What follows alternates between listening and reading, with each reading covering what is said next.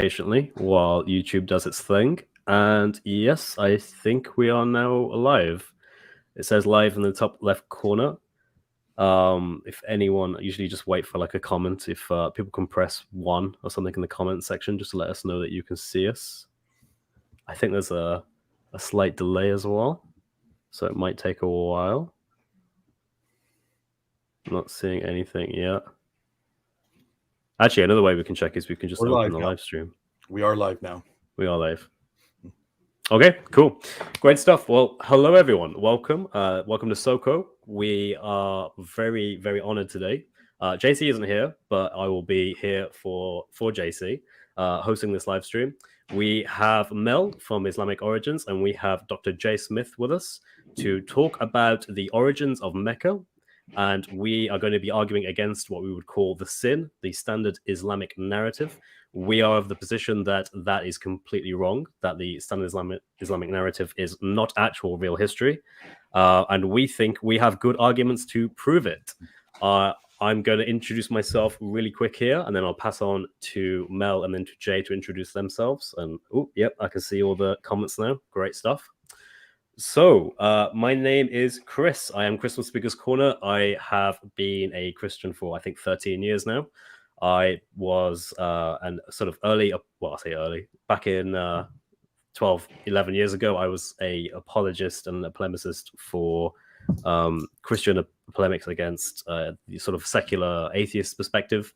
That's something that I was very much interested into. And then back in 2015, I happened to take note of Dr. J. Smith's work on the Islamic origins. I was kind of interested in that.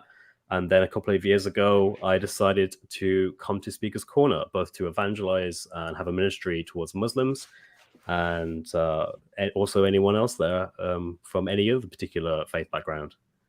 And that's pretty much me. We'll pass over to Mel. Yeah, so I'm Mel from Islamic Origins, formerly Speaker's Corner. And I named it Speaker's Corner originally because I used to go to Speaker's Corner, and I had been inspired to go there because of Dr. J. I watched one of his videos and got really interested in the idea that there was holes in the narrative. And eventually I started a channel, and I've been eager to find the holes in the narrative ever since. So I think I've been involved in this for the last 7 years or so, maybe 8 years actually now. Mm-hmm. Yeah, that's it. Nice. And now on to you, Dr. J. Smith. Yeah, well, I think I'm the old man here. I was at Speaker's Corner since 1992. So for 25 years, I used to go down there.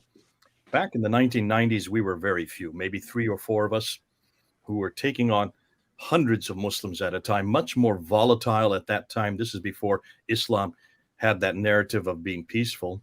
And we didn't really engage in the historical critique. That's something that's only come out in the last few years, and primarily because of all this new material that's coming to light from such a enormous number of researchers, scholars who are bringing it to the fore. So much so that we decided, at least on Fander Films, that we would start really zeroing in to the historical critique concerning Mecca, concerning Muhammad, and concerning the Quran, those 3 areas, about 2019, 2020. And I haven't stopped. This has been exciting, and that's why it's great to finally meet Chris. I think, Chris, you and I met, what, a year ago? Was it a year ago? Yes, I believe so. Yeah, roughly that, yeah. And Mel, of course, I know Mel since 2013, 2014. So almost 10 years we've known each other. And yeah. Mel has been really good because he is probably really is our best researcher amongst the sin sifters. He just goes and goes and goes and just pulls up so much new material and keeps my head spinning. So it's been terrific having Mel on board. And of course, on this subject especially, this is going to be exciting. Great stuff. Well, it's a pleasure to have you both here. I am absolutely honored to have both of you, in honesty. I've been watching you guys for a long time, as you know. So what I'm going to do is I'm going to go through a series of questions that I'm just going to pose generally, both to you guys and to the audience. And just for a heads up, we are perfectly happy to take questions. If you guys have questions, don't be afraid to ask them in the comments. I'll be looking at the comments section, and anything that you guys want to ask, I'll be displaying it. All that I ask is that you keep to the topic. We're talking about the origins of Mecca from a historical perspective. We are also willing to take on any challenges from any Muslims out there who feel as if we're wrong about what we're saying and they can back it up. If you feel that you can challenge what we're saying, then by all means, let us know. I can even get you on here possibly and we can have a chat. And yeah, we'll see how this goes. So I guess the first question I kind of want to pose to you guys is, what are the Muslims' main claims about Mecca and its history and its central place for Islam? I don't know which one of you wants to sort of jump in with this, but maybe Jay there on that one, I think. Okay, let me go ahead and just introduce this. We don't have to go to a PowerPoint or anything. I'll just do it off the top of my head. I think the biggest claims that they are making concerning, well, obviously, Mecca, according to chapter 7, verse 24 in the Quran, you have Adam and Eve, they're in the Garden of Eden, and it says at that time that they were thrown down. Thrown down where? Thrown down to earth. If you look at the traditions, Eve was thrown down to Mecca and Adam was thrown down to what is today Sri Lanka. And then he rises up, he's about 90 meters tall, and strides up across the countries, in the intervening countries, and joins his wife there in Mecca at the hill of Arafat, which is one of the reasons they now pray at the hill of Arafat. So if obviously this suggests, or this is very clear, that Mecca would be the oldest inhabitant in history. There's no one older than Adam and Eve, according to both the Quran, chapter 7, and according to their traditions.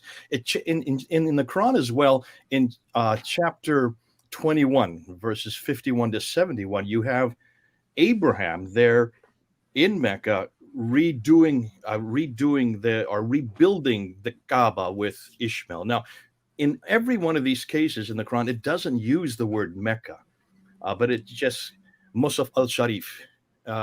In the Quran itself, in the oldest traditions, that's what is there in chapter 21. But it's suggesting that this is all Muslims believe that this is in Mecca. That's why we have to go with what their claims are. That would be chapter 21. And also it says that this place was a place of Jahiliyyah, a place of ignorance, according to the biography of Muhammad. If you look at Ibn Hisham's biography, just look on page 54 to 61 and also 700. Mecca was a place of decadence. It was a place of ignorance. And that's why when Muhammad was born there in 570, according to Ibn Hisham, he received these revelations in 610 to bring back this period of ignorance and bring it back to the original ethos that Allah had initiated from the very beginning. This is in Mecca.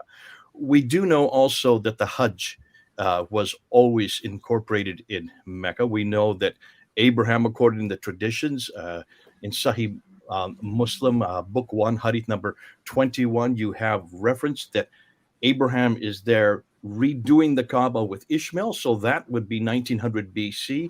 And then according to if you look at Ibn Hisham, according to all the accounts that we're getting in the traditions, Mecca was the center of trade. It was a center of trade north, south, east, and west. So it would have been a pretty important city by the time Muhammad was born there in 570 and lived there until 622 when he moved to Medina.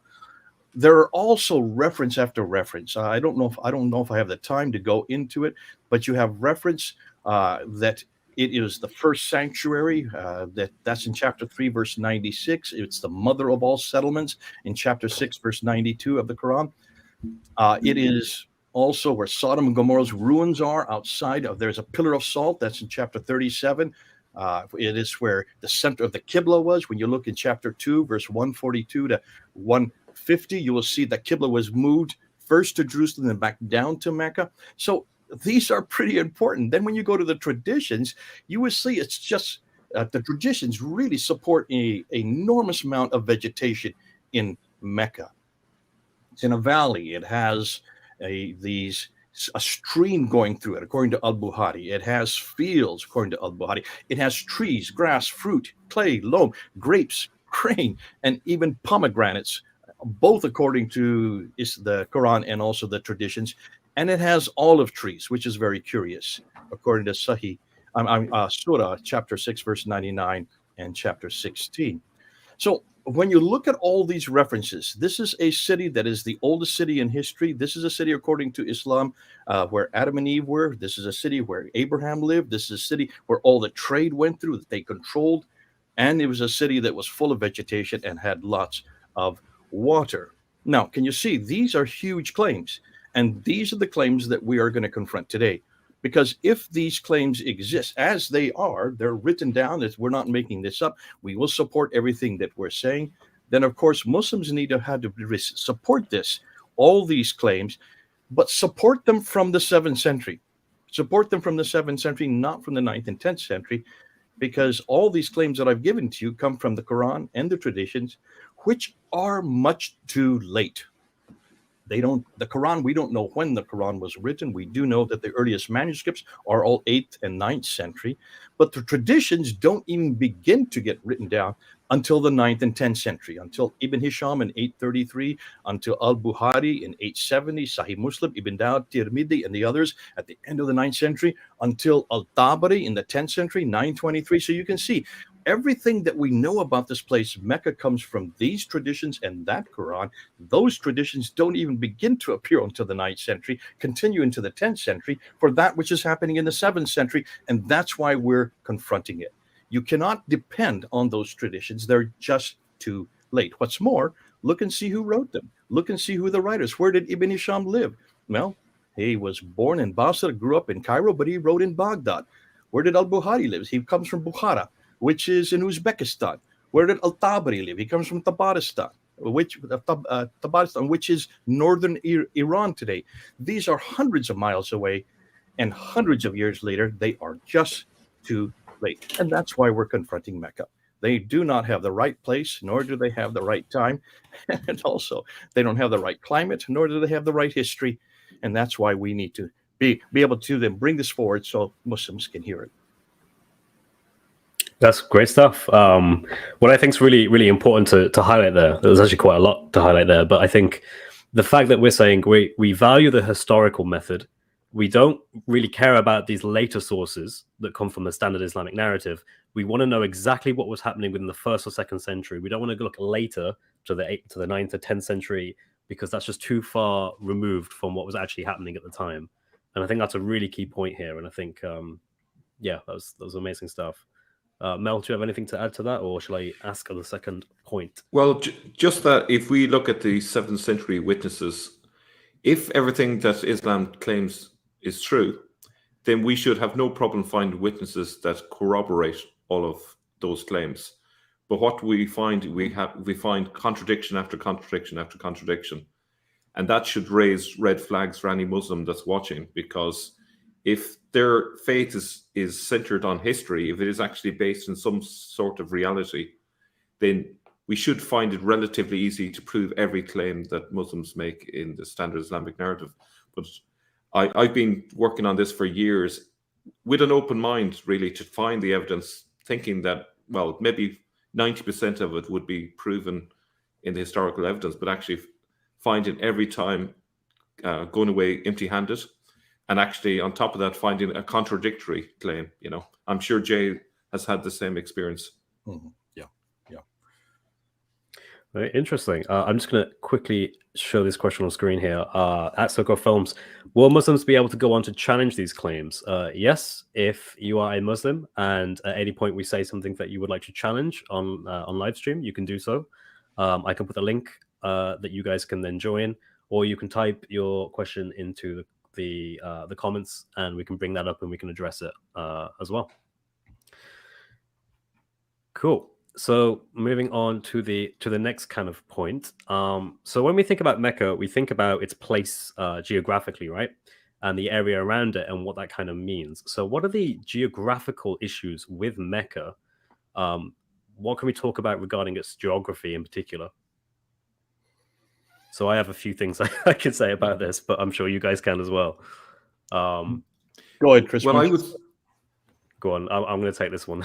Okay. This is an easy one. See, this is why I'm taking this one. So there are a few things that immediately spring to mind.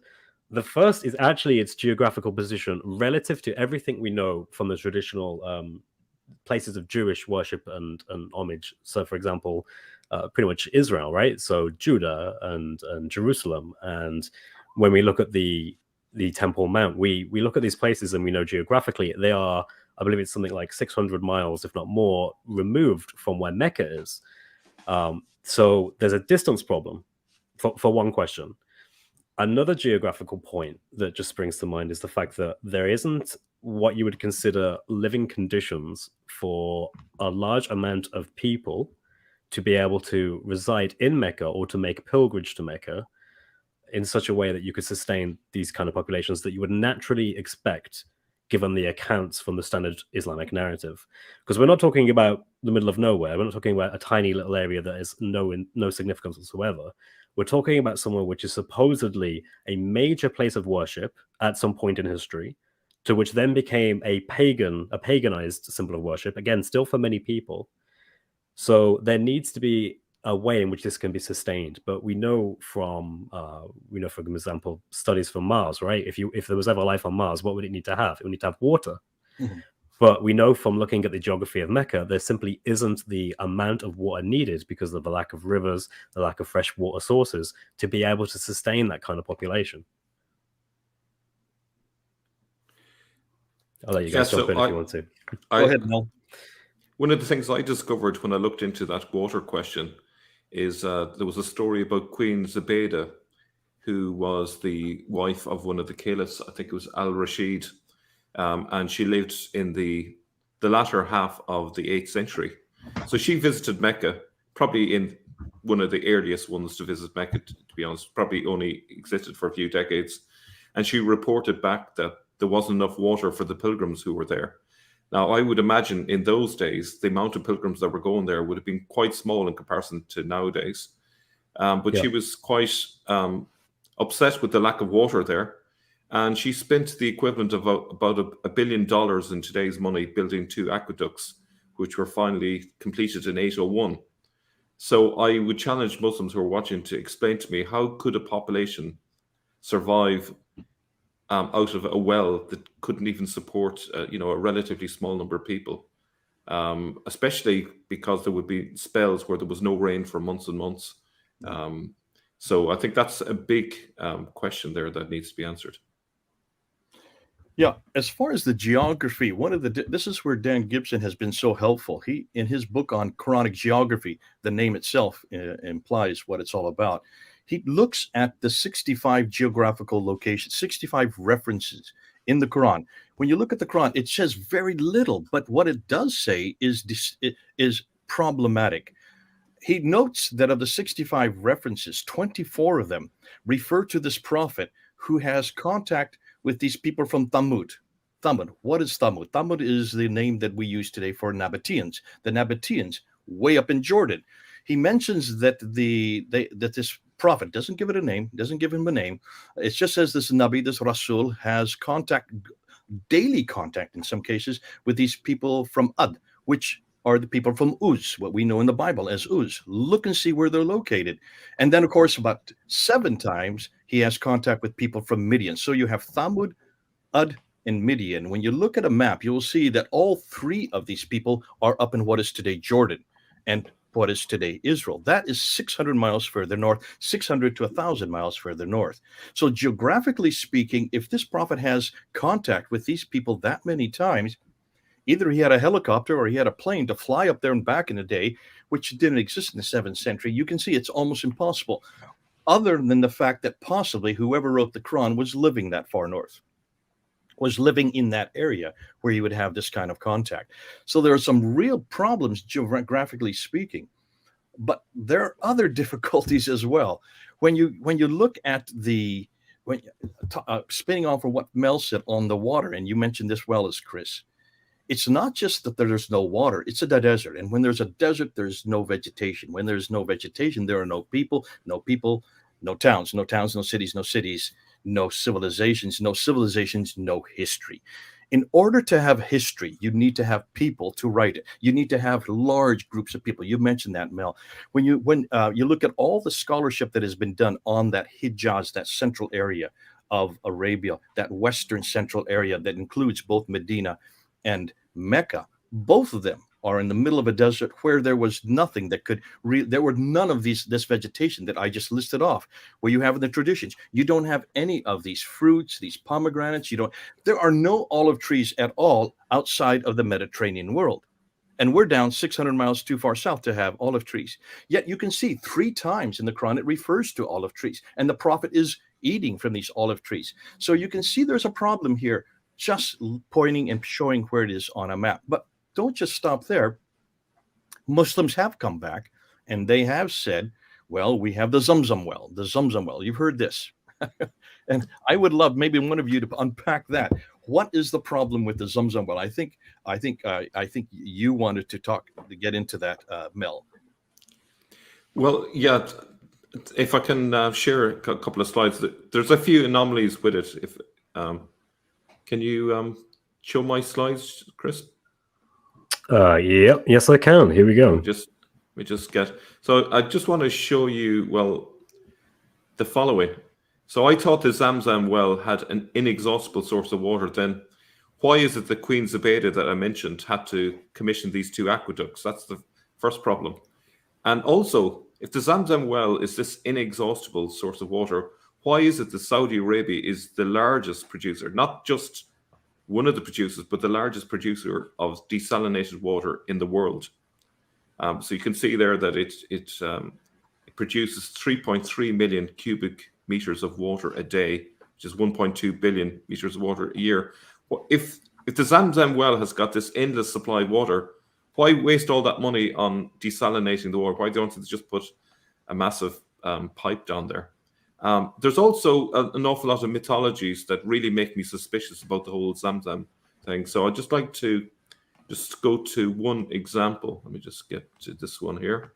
So this is a Chinese source, and it just is part of the myth making that has gone on in Islam right through the centuries.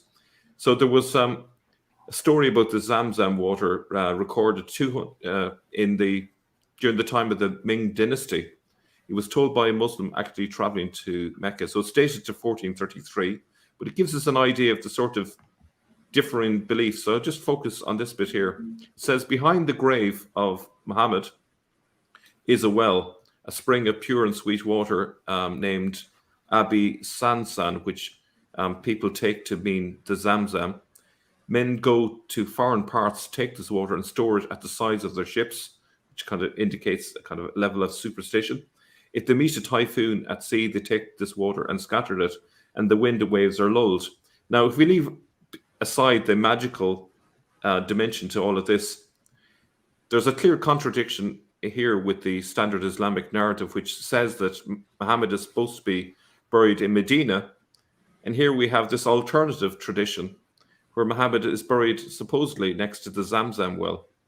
So this is typical of the standard Islamic narrative where they can't even get their story straight. By the time we get to the 20th century, they finally seem to have some sort of a story, but there are lots of different seerahs and so forth. I better not go off on too much of a tangent here, but it kind of gives you an idea of the myth making around the Zamzam well. So I hand it back to Jay. Yeah, let me just go ahead and put up my slide here. Let's see if I can do that from my slide.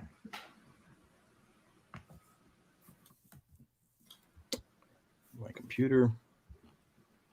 While Jay's doing that, I just want to jump in. When we look at Queen Zubaydah and we look at what she was trying to do to actually provide enough water for these pilgrims, I think that is evidence overwhelmingly that this is a new issue that they've encountered. They never had this before because there simply wasn't this pilgrimage. This wasn't occurring. Then it started to occur, and then people needed the infrastructure. They needed these things in place to sustain that kind of pilgrimage. Yeah, and it was a slow burner. They had a blank slate with Mecca, and you know, they could get away with making up this story because there was no one around in Mecca to contradict them. Okay, I have a full screen. Can you see my full screen yet? I think you may need to remove mine. Yes, but I don't see anything from you yet, Jay. All right, let me try it again. No worries. I go to share screen, right? Yes. And then you find the tab. Was that the way you did it? No, I didn't do that. Okay, let me try it again. Oh, did you upload the file? Okay, let's let it go. I'm not going to be able to get it.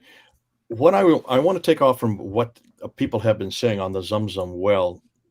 Mel talked about the fact that it's inexhaustible. That actually is what we're hearing all the time from lots of Muslims. There you have that famous clip that you can go on David Letterman's show where he had David Chappelle back in 2020, a few years ago, and asked him the question about the Zamzam well. And David Chappelle, who I like, I think he's a great comic. He's a convert to Islam, and he made the comment there on stage with David Letterman that this Zamzam water is inexhaustible. In other words, it continues.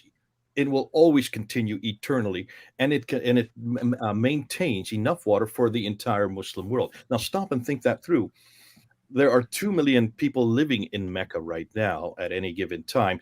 2 million people come into Mecca during the Hajj. So there is at least 4 million who are there. Then there are all these enormous millions and millions of bottles of Zamzam water that are shipped all over the world. You can go to any of your local Muslim markets or shops and you will see Zamzam water on the shelves. Millions and millions of liters of water. About 11 million liters of water are needed per day. And all of these liters, according to what the Muslims tell me, is that they go through the Zamzam well and come back out again, so that they can get forgiveness from Allah, and that Allah provides it. The difficulty is, as Mel says, this was a problem even for Queen Zubaydah. It became a huge problem for the Saudi Arabian government, and that's why they had to ask these large engineering firms. Interestingly, Bechtel was the major one, to create 27 different desalination plants along the western coast and on the eastern coast. But the western coast ones, the ones on the Red Sea, are desalinating the water for both Jeddah and for Mecca. When you look at, and I was going to show the pictures, you can look at the Zamzam well today. They've capped it, they put it underground, and they have pipes going into it and pipes coming out of it. And the pipes coming into it are coming from Jeddah. The pipes coming out of it are leaving and going to these enormous water tanks, the world's largest water tanks. We have pictures of them. I was going to show you them. And stored in those water tanks are not only the water for Zamzam, but also they purify it, and they also put a little bit of sweetening into it. What's fascinating is this water does not come from Allah at all. It comes from Bechtel organization, and there are two others, another Canadian and another Spanish organization. So these are engineering firms that are Western. They have nothing to do with Allah. They don't even have anything to do with the Saudi Arabian government, other than the fact that the Saudi Arabian government paid for them to be installed.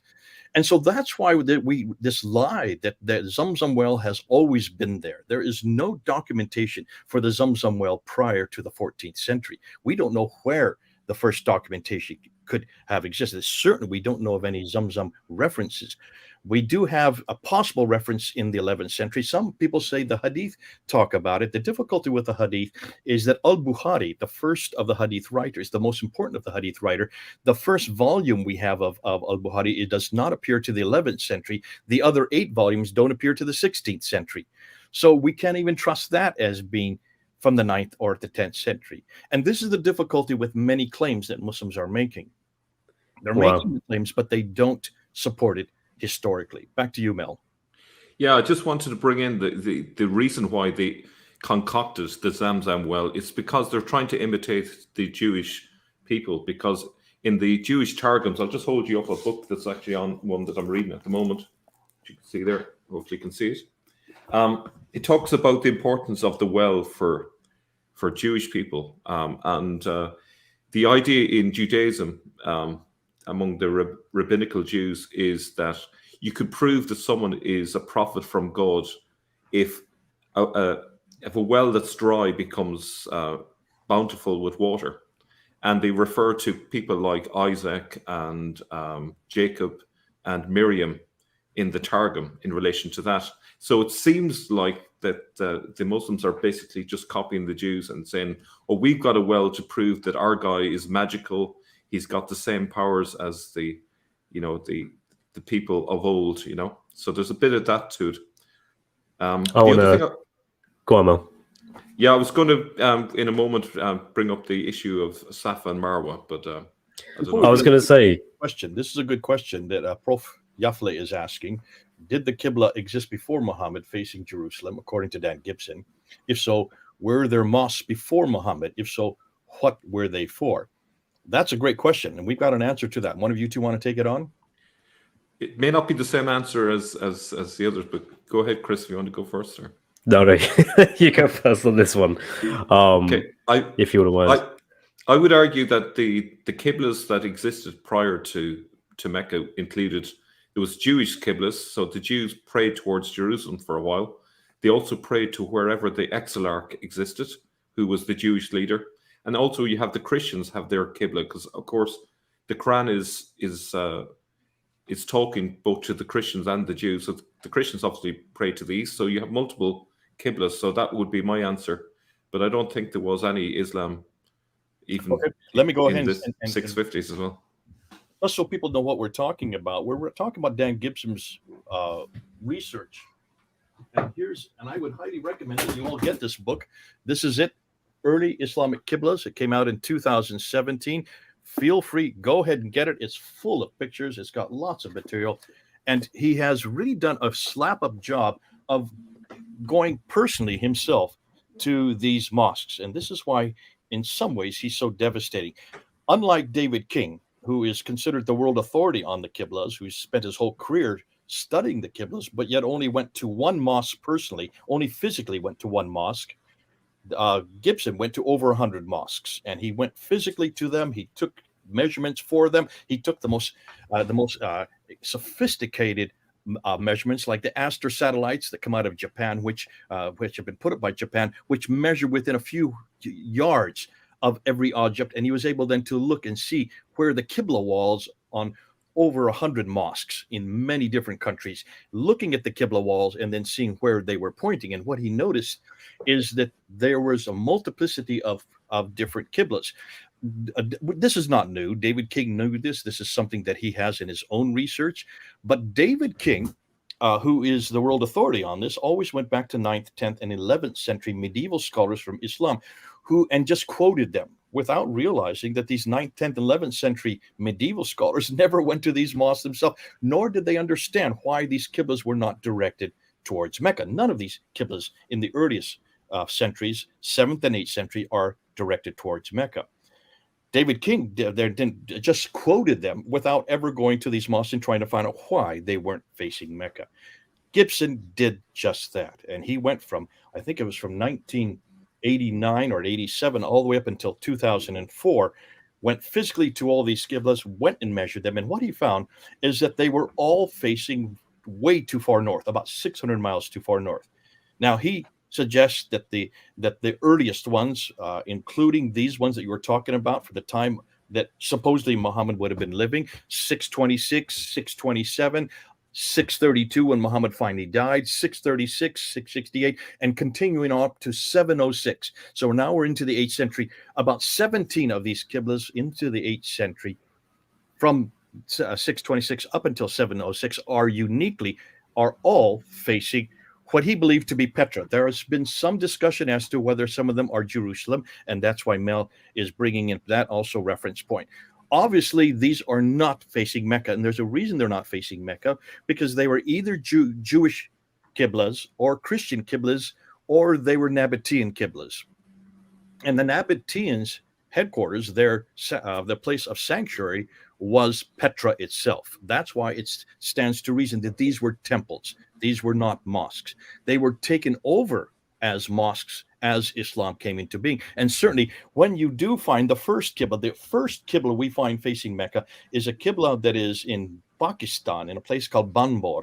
And it is dated to 727. Well, Muhammad died in 632. The Qibla was, according to the Quran, according to the Islam, according to all the traditions, that the Qibla was canonized in 624. And that's why in the Quran, in chapter 2, verse 145 to 150, you have that movement of the Qibla from Jerusalem back down to the Masjid al-Haram, the forbidden place of bowing. which is fascinating because it doesn't say Mecca. It just says Masjid al-Haram. Where is this Masjid al-Haram?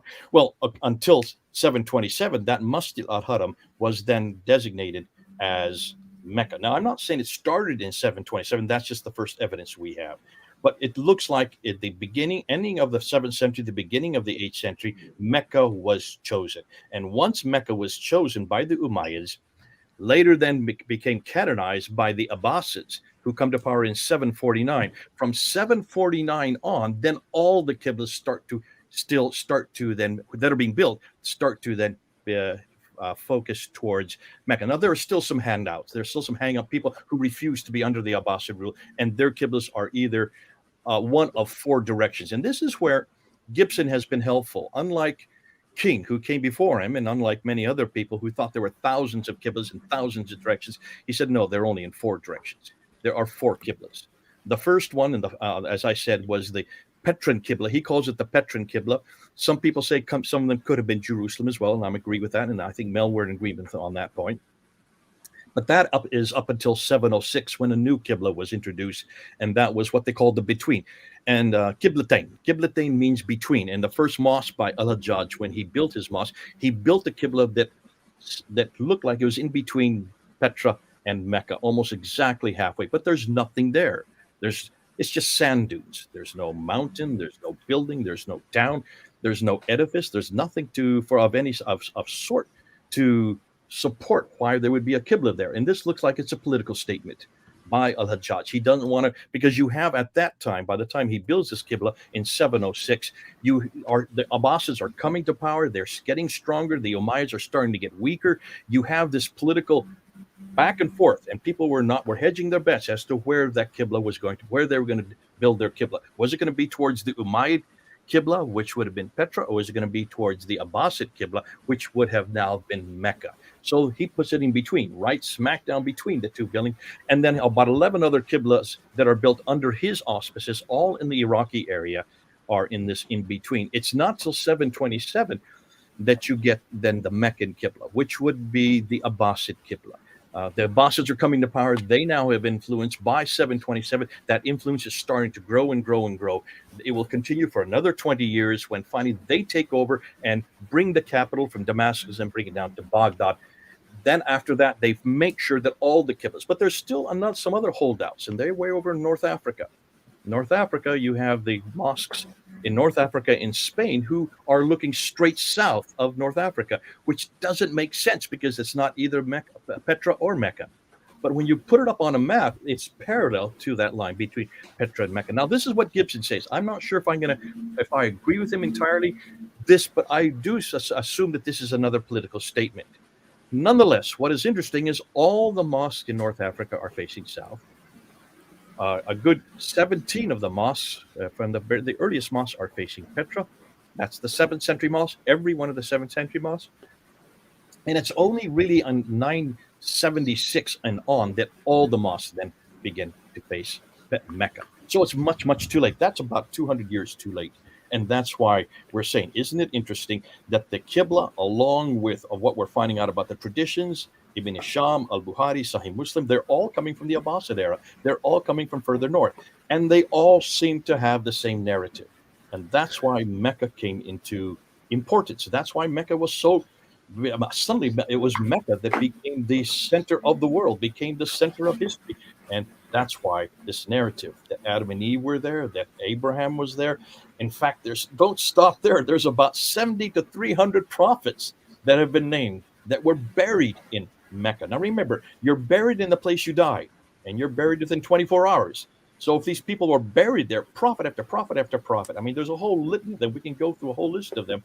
Daniel, the Queen of Sheba, you have Ishmael, you have Abraham. They're all buried there. Adam and Eve, they're all buried there. And it's interesting, if they're all buried there, it says in the traditions that they're buried in a praying position. That means they're actually praying as they're buried. So because their bodies do not deteriorate. Fascinating when you stop and think of that. I'm not going to get into the ramifications of that, but you can see we can spin off from that later on. That is huge. The Qibla is a huge problem. And Dan Gibson has taken an awful lot of hatred for this. He's taken an awful lot of flack.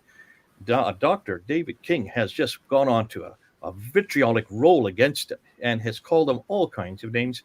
What's fascinating is David King. I can understand why he's angry. I can understand his whole career is kind of being thrown into topsy-turvy because of Gibson's finding. But you have to go with where the evidence takes you. And Gibson went with the evidence on the ground. We have to go with the evidence on the ground. And something we have said, I say it to my students, I say it to everybody, if you're going to have a discussion, please, for heaven's sakes, go to the 7th century, look at the 7th century, find out what is happening in the 7th century, and then come back to me and talk about the 7th century. Then we have a discussion. Don't keep mocking or mimicking and just reiterating what the 9th and 10th century compilers said. And these were just compilers. That's all they were. These are nothing more than people who compile what they had found before and given to them, and they threw out what they didn't like and only retained what they did. They're 9th and 10th century. They're way too late, hundreds of years too late, and hundreds of miles too far north. Stick to the 7th century. That's what Gibson did. And that's why his material is so difficult to refute. Absolutely. I think you're spot on there. I actually want to just sort of derive something from what you said. The fact that these Qiblas seem to be evolving over a period of time, there doesn't seem to be an agreed upon date. It seems to be changing, and it seems to be changing in response to a political landscape that's not even in the area of the Hijaz. It's 600, however many miles further north. So what we're seeing here is something that is not in the same place, that is coming at a later time, and that is completely political in nature. And this actually comes back to the theological implications of this, because this is a core theological belief. You know, the Kaaba is the very essence of Islam, the very basic claims that are made about Islam, like you were saying earlier, Jay.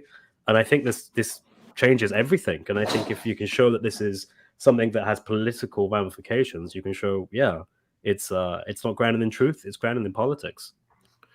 Yeah, I would just add something there, that if we look at the Jewish side of things, which I think is important because the Muslims are clearly copying many of the practices and beliefs of the Jews back then. The Jews followed they changed their Qibla according to wherever the exilarch lived and was resident. So they were used to a fluid Qibla, and it seems like the Muslims are imitating that. The Jews believed that the Shekinah, which is the Spirit of God, was wherever their religious leader was. And so it could be, that the Qibla evidence is pointed to something like that. The other point I wanted to make is that Al-Azraqi, writing in 865, mentions that Caliph al-Mansur was developing Mecca in the 750s, which I think kind of goes along with everything else that we've been saying, that it's really a development.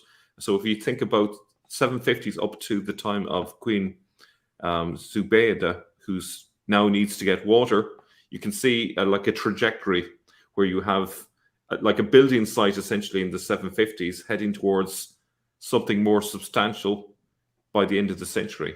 But look at the dates, that's like 150, 160 years after the time it should have been all developed. It should have been a long established pilgrimage site by that stage if the standard Islamic narrative was correct. Here's a good question by Brown Warrior. Do you think they have simply moved the spring of Jerusalem and reappropriated it to Mecca? So I wanted to ask real quickly. That's the whole Jerusalem thesis, isn't it? Yeah. Good, yeah. Yeah. I think that would fit in nicely because there is actually water channels that run right under the Temple Mount, and you have the Pool of Siloam, which is down, I believe it's the southern end of the Temple Mount. And that was, of course, famous for where people went to get healing. Jesus famously healed people in that pool. So I can imagine how that could easily be appropriated, let's say, to Mecca. But this opens up the whole Jerusalem thesis, and it would be since that's a good question that Brown's bringing up. Let's go ahead and answer that. I don't know, Chris. Why don't you, Chris and Mel? Why don't you go ahead and start it, and I'll end it if there needs to be added to it. Could you share my slides, Chris? Sorry Yes. to put across you. Will do. There we go. This is very much on the button. So I think a good way of looking at it is if we consider the tradition about Marwa and Safa, where pilgrims who go to Mecca run back and forth on a horizontal site between two boulders, not even hills, not even mountains. If we query where there was a historical Marwa and Safa, those are what the boulders look like today. But if we go to the historical evidence, we can see that this is Jerusalem. Mount Moriah, which is where the Temple Mount is built, that's it in Hebrew, essentially, Moriah, but in Arabic, you would pronounce it Marwa. Mount Scopus, well, that's Mount Safa, and this is mentioned by Josephus as Safa way back 2,000 years ago. So we have a historical precedent for Safa and Marwa, but it's not connected to Mecca. We have it connected to Jerusalem. And I think this is another smoking gun which points to the idea of things from the north being taken down south. So we mentioned about 300 prophets who are actually buried in Israel and those environments. Suddenly the Muslim claim is, no, we have those and they're buried down in Mecca. It's kind of like people who are going abroad and they're bringing back souvenirs. Oh, I'd like a bit of Safa and Marwa. Let's build our own one in our neck of the woods. Do a little miniature version of it. But the original Safa and Marwa have actually proper hills. They're on top of decent hills in Jerusalem. You have the Valley of Decision, which is there. And even Muslims today, they believe that this valley is of huge significance. This is where Gog and Magog will return or will meet. This is meant to be the place of the apocalypse. And also, if we go on to the next slide, and we look at, those are those two places that I just mentioned. But if you look at this valley, which is connected to it, the valley called Jananim or Janin in Jerusalem is mentioned 101 times in the Quran. That's a lot of mentions of a place that's in the Quran. Now, the argument that is made by Muslims is, oh, well, that's a metaphorical thing. This is, it doesn't necessarily mean we're talking about the geography. Well, that's fair enough, but it's still pointing to the importance of a location in Jerusalem, whether you take it literally or metaphorically or theologically. That's where they're drawing their inspiration from, and this is where I would suggest that they're imitating. Just hand it back to you, Chris or Jay. Go back 2 slides. Go back to the picture of Marwa and Safa, if you could, in Mecca. This one? Go beyond, further back. Oh yeah, this one. Yeah. Stop right there. Go 1 slide back further, and I want to show people. Can you see Marwa and Safa there? Maybe, Chris, if you can take away the question. Yeah, there we go. Okay, look and see those. You can see Marwa and Safa. Mel has made a red circle around it. Look at the Kaaba right to it. Notice how close the Kaaba is to Marwa and Safa. About halfway between Marwa and Safa is the Zamzam well. You can't see it here because it's now underground, but it's about halfway between those two mountains. Now remember, these are mountains according to Islamic tradition. And you ask any Muslim, what are they doing? Why are they running back and forth between these two mountains, Marwa and Safa? They're commemorating when Hagar was thrown out of Mecca. She was thrown out by Abraham, takes Ishmael with her. She's thrown out into the desert, and so she runs out of water, and so she's looking for water. So these are the two mountains.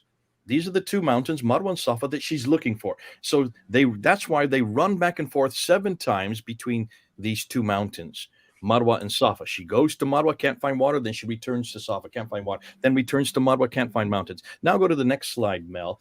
Take a look at what these mountains look like. Notice see all the people there? Notice how small these mountains are? These are nothing more than rocks.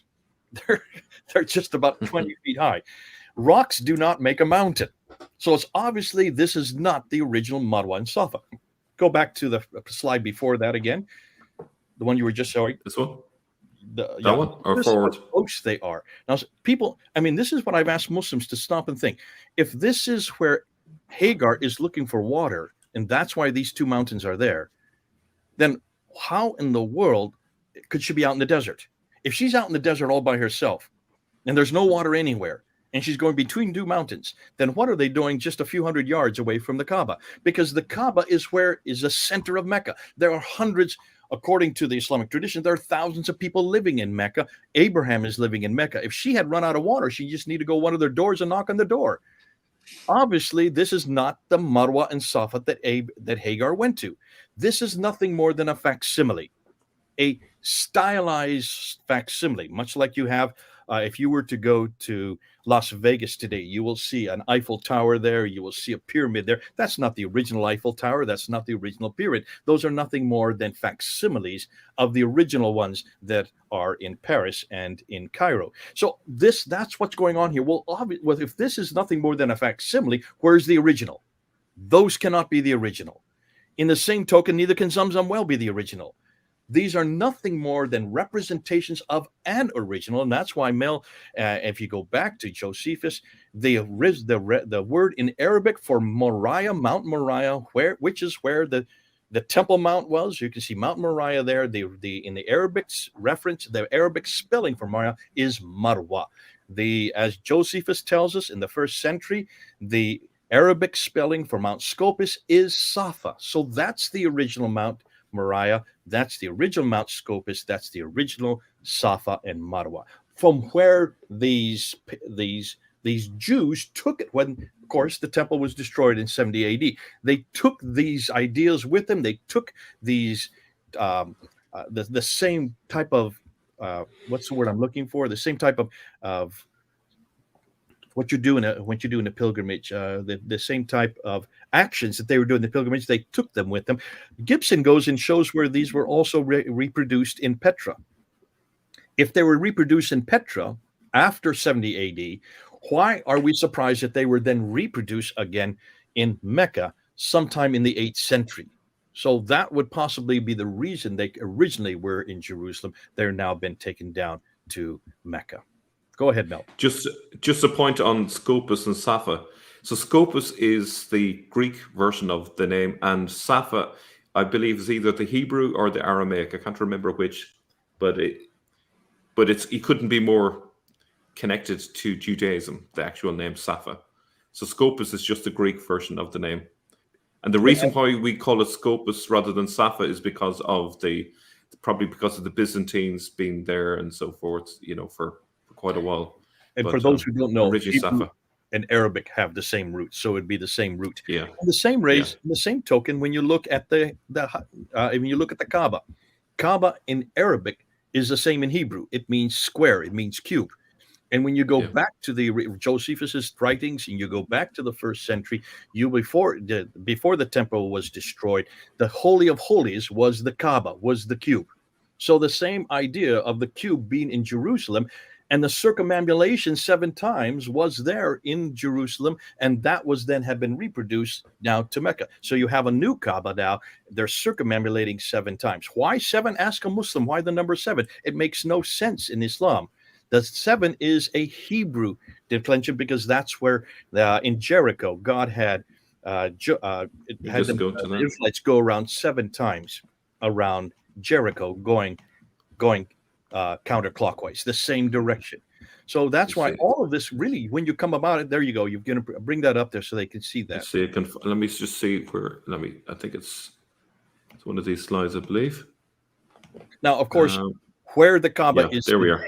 Where the Kaaba in Jerusalem is today would be the Dome of the Rock. That was built in 691 by Abdul Malik. He then puts it right there where the original Kaaba was, where the original temple was, where the original Holy of Holies was.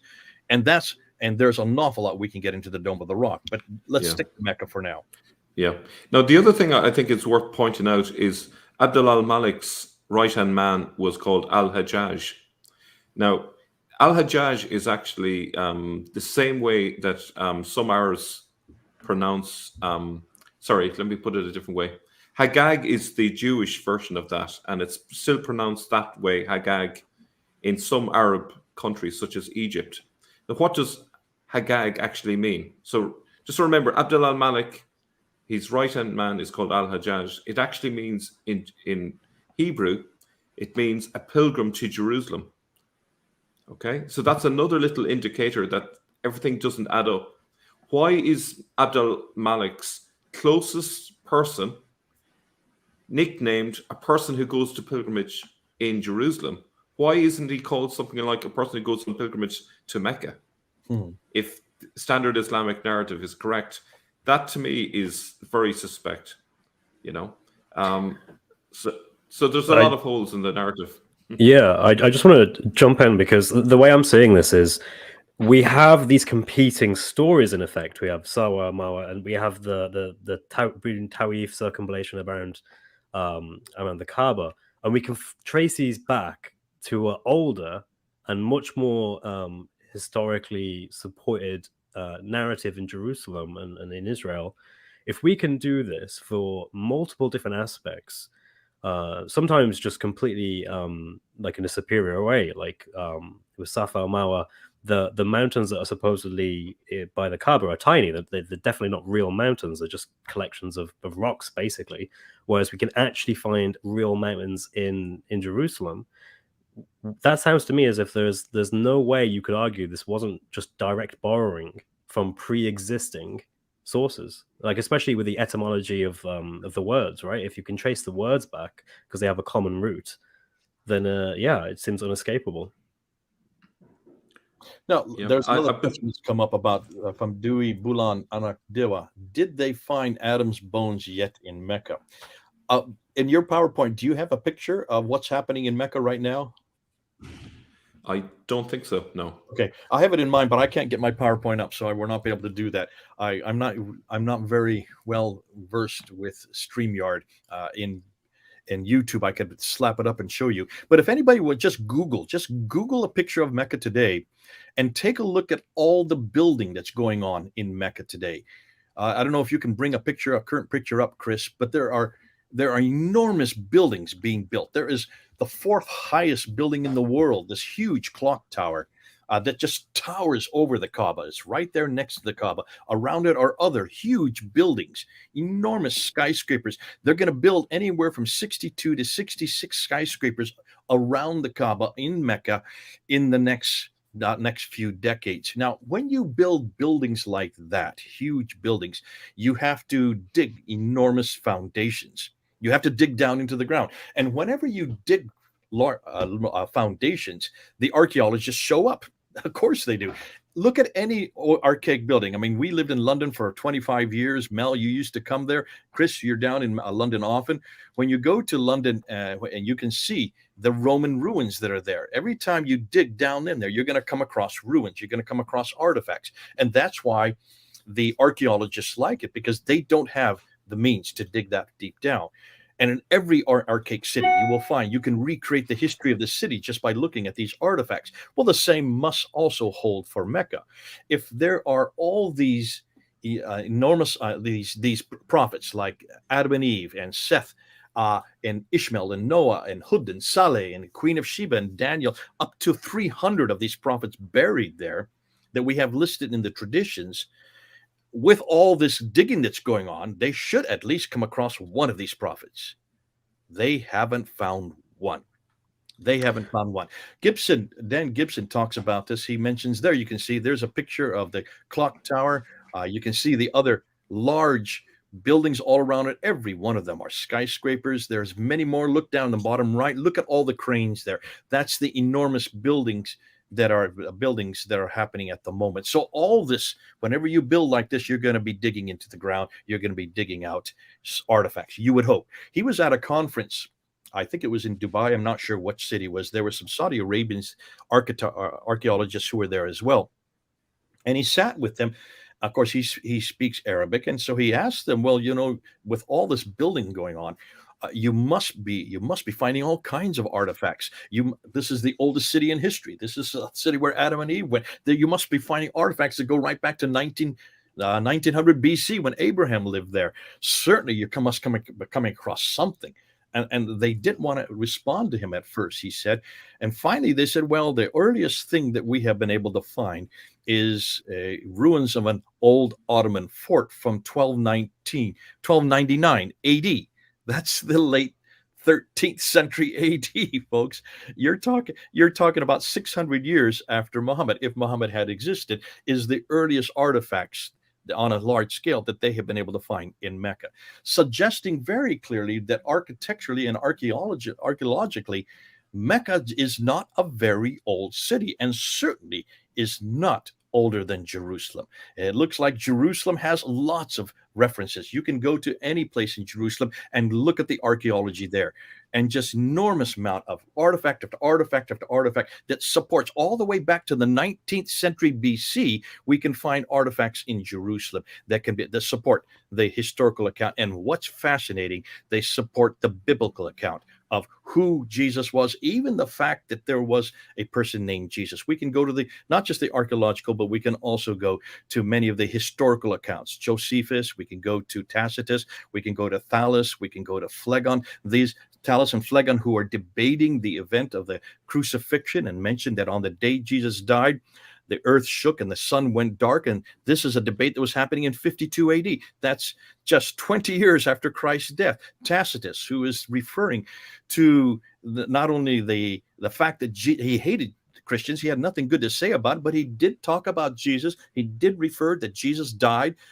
during the time of Pontius Pilate under the authority of Tiberius. That's why we know it's at 33 AD, because of Tacitus. He was certainly a hostile witness. You have Josephus, who is writing in Rome, and he talks about the fact that there he refers to Jesus by name. He talks about the crucifixion. He even refers to Jesus' brother James and refers to his death. So certainly the historicity that we have demanded of our New Testament and of our Jerusalem and of our man Jesus and of our the scriptures itself, when we ask the same questions of both the Quran and Muhammad and now Mecca, what we're doing today, we just don't have these kind of answers. We just don't have this kind of support. And that's why Muslims, if you're listening to this, you've got to find support for your city. You've got to find support for your prophet, and you've got to find support for your holy book, the Quran. So, just to ask and follow on this, what do Muslims have an early reference for Mecca? When's the earliest reference we have from a source that explicitly references Mecca? It's 741. It's called a Byzantium Arabica, and it was first unearthed by Patricia Corona back in 1977 in her book Hagerism. She then repeated it in her book 1987 on Meccan Trade and the Rise of Islam. For those two books that she wrote, she got death threats because she was writing them as the head of department at Oxford University. This Arabica, Byzantia, which is fascinating because she even took the quote, the first reference, the quote that she has in that book, dated to 741, yet it puts Mecca at the wrong place. It puts Mecca way up into southern Turkey, which is not where Mecca is today. So it's obviously not the same Mecca, but it certainly became a forerunner to the Mecca that was then chosen in the south. I don't know if you want to say anything more on that, Mel. I think it's interesting. It's one of the stations of Abraham. So maybe there was a confusion that they had an idea of Mecca as being one of the stations of Abraham, because Ur would have been one of the stations, Haran would have been one, and also Jerusalem. So it could be that there's some confusion, and maybe there's a lots of alternative myths going around at that time, and they heard one version of the myths before it got focused on Mecca, you know. And of course, they thought that that's where Abraham was buried up until the last century. Everybody thought that Abraham was buried up there in Paran, just south of Edessa, where the Mecca would have been. So that makes a lot of sense. And interestingly, since they have now discovered, in J.E. Taylor was one that discovered this. I think he discovered it in 1853. So coming up to 200 years ago, that has now been changed. We now know that Abraham was from Ur, and Ur was not up in Paran. Ur was down in what is southern Turkey today. I'm sorry, southern Iraq today. I think he was saying the opposite. I think I thought the traditions were, and maybe I've got it wrong. No, you're right. Sorry, I got it the wrong way around in my head. Until 1853, everybody thought it was up in Paran. He was the one that said no, and then you had Woolley, Sir Leonard Woolley, who's the one that really uncovered Ur and proved to the point that this is the original Ur where Abraham lived in southern Iraq. Yeah. Just to jump in, I know there's some people in the comments that seem to be challenging what we're saying here. If any of you would like to come on and join and debate live, we're more than happy to have you do that. I can send you a link. If you just want to say yes, I want to debate in the chat, just post that, and I'll know who it is, and I'll invite you on. Because it does seem like we've been going for about an hour now. We've got 237 people watching us live. And we seem to have attracted some people that don't quite agree what we're saying. So let's see if they have the confidence to defend what they're saying. In the meantime, though, I guess a real kind of like basic point, but I think it's worth mentioning is if we don't have a MECCA, if we can't establish the historical basis for a MECCA, what does that actually mean practically? Like, does that have any knock-on effects for other things that Islam holds dear? Well, that's the problem right there. In fact, in the course that I'm teaching right now, where I go through the book, The Man and the Place, I call it the book, the Quran, Man, Muhammad, and the Place, MECCA. We start with MECCA, and the reason why, if you don't have MECCA, think of Islam as a stool with three legs. The book, The Man and the Place are the three legs that hold up. With those three legs, Islam is absolutely dependent on. You take out one of those legs, and the other two come crashing down.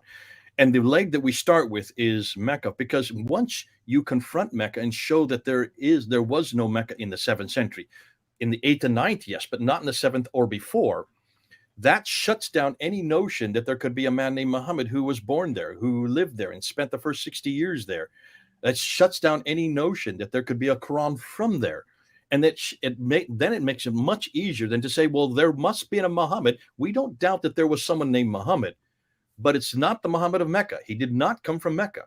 The Muhammad that we are finding, and if you look at all the traditions on Muhammad, all the references to him in the 7th century, he's way up north. He's up in Jerusalem. He's coming from what is today Iraq and Jordan, that area in Syria. He is not at all. There is no person named Muhammad. And that when you look at the Quran, look at all the manuscripts, look at even the Arabic that's in the Quran. Take a look at the Arabic in the Quran. It is Nabatean Aramaic Arabic. It is not Sabbaic Arabic. And the Sabbaic Arabic is what they would have used if whoever wrote the Quran had written it in Mecca or Medina, the two places the Quran was supposedly written.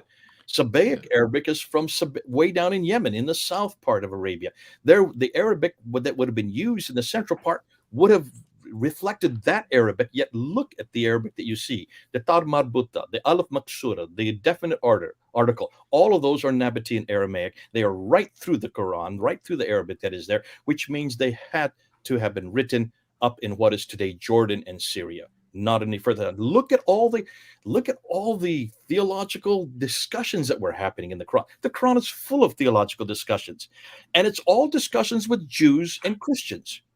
There were no Jews and Christians living that far south. Robert Hoyland made that point really clear in 1997. There were no Jews that lived further south than Tabuk or at the most Medina Saleh. Nothing down that far south, because there's no reason for Jews and Christians to live that far south. There's nothing there for them to live down there. The only people that would ever live there were Bedouins, and these were Arab Bedouins, and these were mostly people who saw their lineage from Ishmael. But certainly the Jews and Christians were having these enormous debates, these fascinating debates that you see right through the Quran. The whole debate of the Trinitarian versus the Anti-Trinitarian debate that's going on right through the Quran. That only could have happened up in the north, because that's where that was happening. That was where that was going on. It could only happen around places like Damascus and places like Petra and Jerusalem and places like what was Ctesiphon, which later became Baghdad. That's where it makes sense. But that's where the water is. That's where the vegetation is. That's where the people are. No wonder that's where both the Quran and Muhammad, if there is a Muhammad, I still don't know if we know who this Muhammad was, if he ever existed. They would have had to live that further north. Why? Because we've shut down Mecca. I would add, in terms of the implications of it, if you were to look at any of the hadiths, the Sirah, if you look at the amount of dependence on the geography for all of their stories, if you take the character of Aisha and her relationship with Muhammad, there's references to Mecca and Medina and so forth. It's all about the geography. once you throw out the geography, if the geography is bogus, then everything else is just a house of cards that come tumbling down. And if you throw out Adisha, or Aisha, it means that there's the majority of the Hadiths are thrown out. Not that we put much credence on the Hadiths to begin with, but it has a massive impact on the whole story. What are you left if you take out Mecca? What are you left in terms of all those stories? Not a lot. You can also refer to the fact that where we do find a reference to the Tayyaye of Muhammad, which is what Thomas the Presbyter writing in about 640 AD. Where does he locate him? He locates him, I think it was something like 14 miles east of Gaza. What's he doing up there? Why does he not have the Quraysh as his tribe? Why does he have an Iraqi tribe? Because the Tayyaye existed up in Iraq. So you have lots of these geographical problems. It's not just Mecca itself is the issue. Well, let me take on this question here by David Bond. It's a good question. He's saying this is only a hypothesis of revisionists, but not historical facts. The text of the Birmingham manuscript discovered in Yemen is evidence Islam was in Mecca and Medina. Okay, David, let's take that one on. Have you looked at first of all, David, are you even aware of what's in that Birmingham folio? There is no manuscript called the Birmingham manuscript. It's not a complete Quran. It's only 33 verses, 2 sides of 2 folios.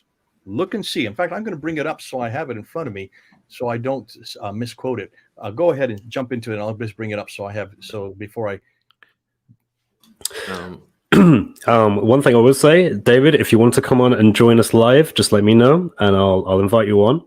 Otherwise, we're going to address your comments here because you made what I would consider to be a completely wrong and inaccurate representation of what we're doing here. I think this is completely historical. I think everything that Jay and Mel has brought in particular has been an historical approach. This isn't hypothesis anymore. This is historical evidence that leads to a probabilistic outcome, which is that Mecca simply cannot be the city that it claims to, that Islam claims it was back at the time of Muhammad or before then. Okay, I want to just bring up this one here. And when you look at the Birmingham folio, I wish I could put it in front of you so you could see it. It's front and back of 2 folios, two pieces of paper. Most scholars today believe that these 2 folios that were found in Birmingham in another manuscript belong to the Petropolitanus manuscript. The Petropolitanus, in fact, I've got the Petropolitanus right here in my studio, in my office here. It is only 33 verses. What's interesting, it is referenced to 3 different surahs in the Quran. Surah 18 verses 17 to 31, Surah 19 verses 91 to 98, and Surah 20 verses 1 to 40. Look at those 3 sets of verses, David. These only make up 33 verses. There are 6,236 verses in the entire Quran. But even with just those 3 surahs from which it's been lifted out of, those 3 surahs only make up 343 verses. So this is just 10% of the 3 surahs that they are taken from. What's fascinating, when you look at Surah 18, it's a story of the 7 sleepers. The story of the 7 sleepers comes from the Syrian bishop Jacob of Sarug, which was written in 512. So that predates the Quran, predates Islam, predates Muhammad. Surah 19 verses 91 to 98 is from the Proto-Evangelium of James, which comes from 145 AD. That predates Islam or the Quran by a good 500 years. And then Surah 20 verses 1 to 40 is the story of Moses, because it's come straight out of the Bible. Well, that comes from 1400 BC. So you can see there's a problem, because every one of these 3 stories that are in these folios have nothing to do with Islam. They are all pre-Islamic. They are all well-known. These are well-known documents, which were written in Arabic, but notice there are no diacritical marks on this. So there's only 14 letters there. When you look at the 14 letters, it's not impossible, but it's very hard to read. So this predates when the dots and the vowels were added. Those dots and vowels were added in the 8th and 9th century. But I'm not going to get into that so much as looking at these 3 stories. If they are predating, then you stop and ask yourself, well, where did they come from, David? Well, obviously, they came from Arabic sources that had got them from another source And when you look at the other source, you can see these are mostly Aramaic sources. These are Hebrew sources. These were well known. They were well existed. They were then lifted, taken out of those sources and brought into Arabic sometime in the 7th and 8th century. More than likely, these two folios, according to the Petropolitanus manuscript, which is dated to around 705 to 720, are an 8th century manuscript. This is not from the 7th century. Now, you might say that the carbon dating says that they are from 568 to 645.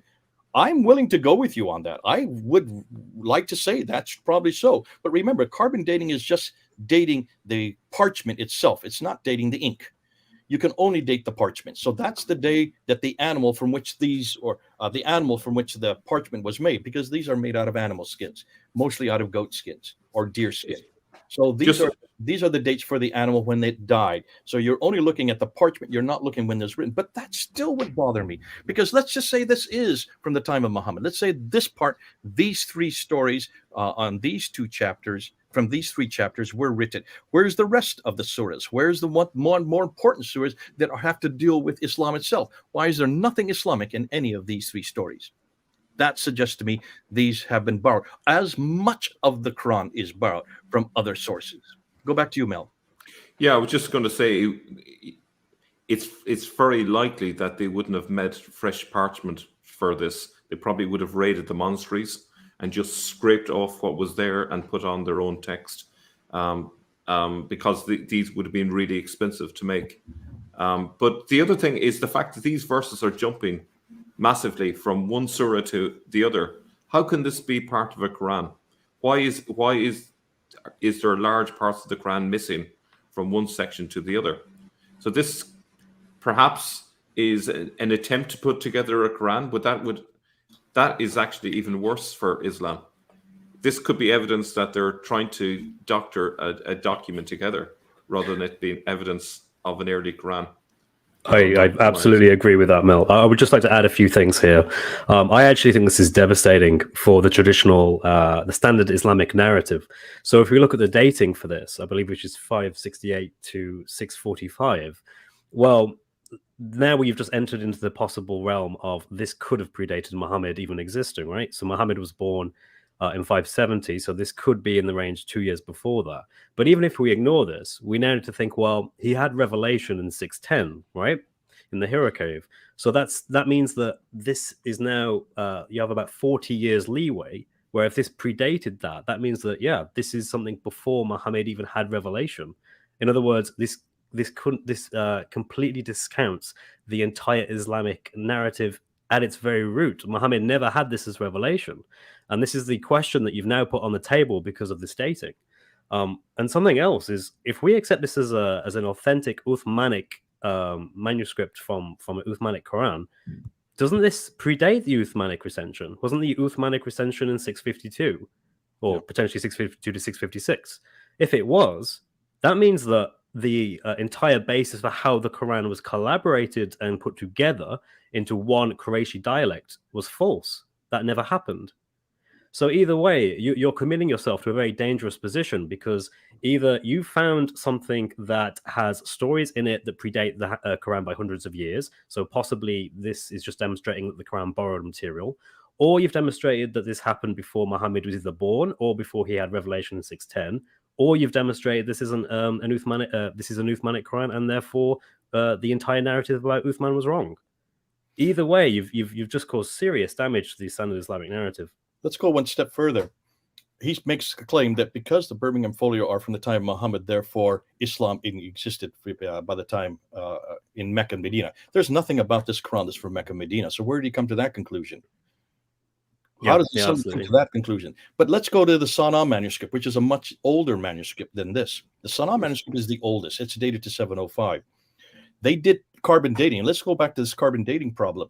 They did carbon dating on the Sana'a manuscript in four different laboratories. One in Kiel, which is in Germany, one in Zurich, which is in Switzerland, one in Lyon, which is in France, and then the same laboratory that they did the Birmingham Folio, the Oxford laboratory. They dated the same parchment, the same manuscript, or parchment, from the manuscript, which is much larger than these folios, to those four labs, and look at the dates they got. the carbon dates they got went range anywhere from 390 up to 550.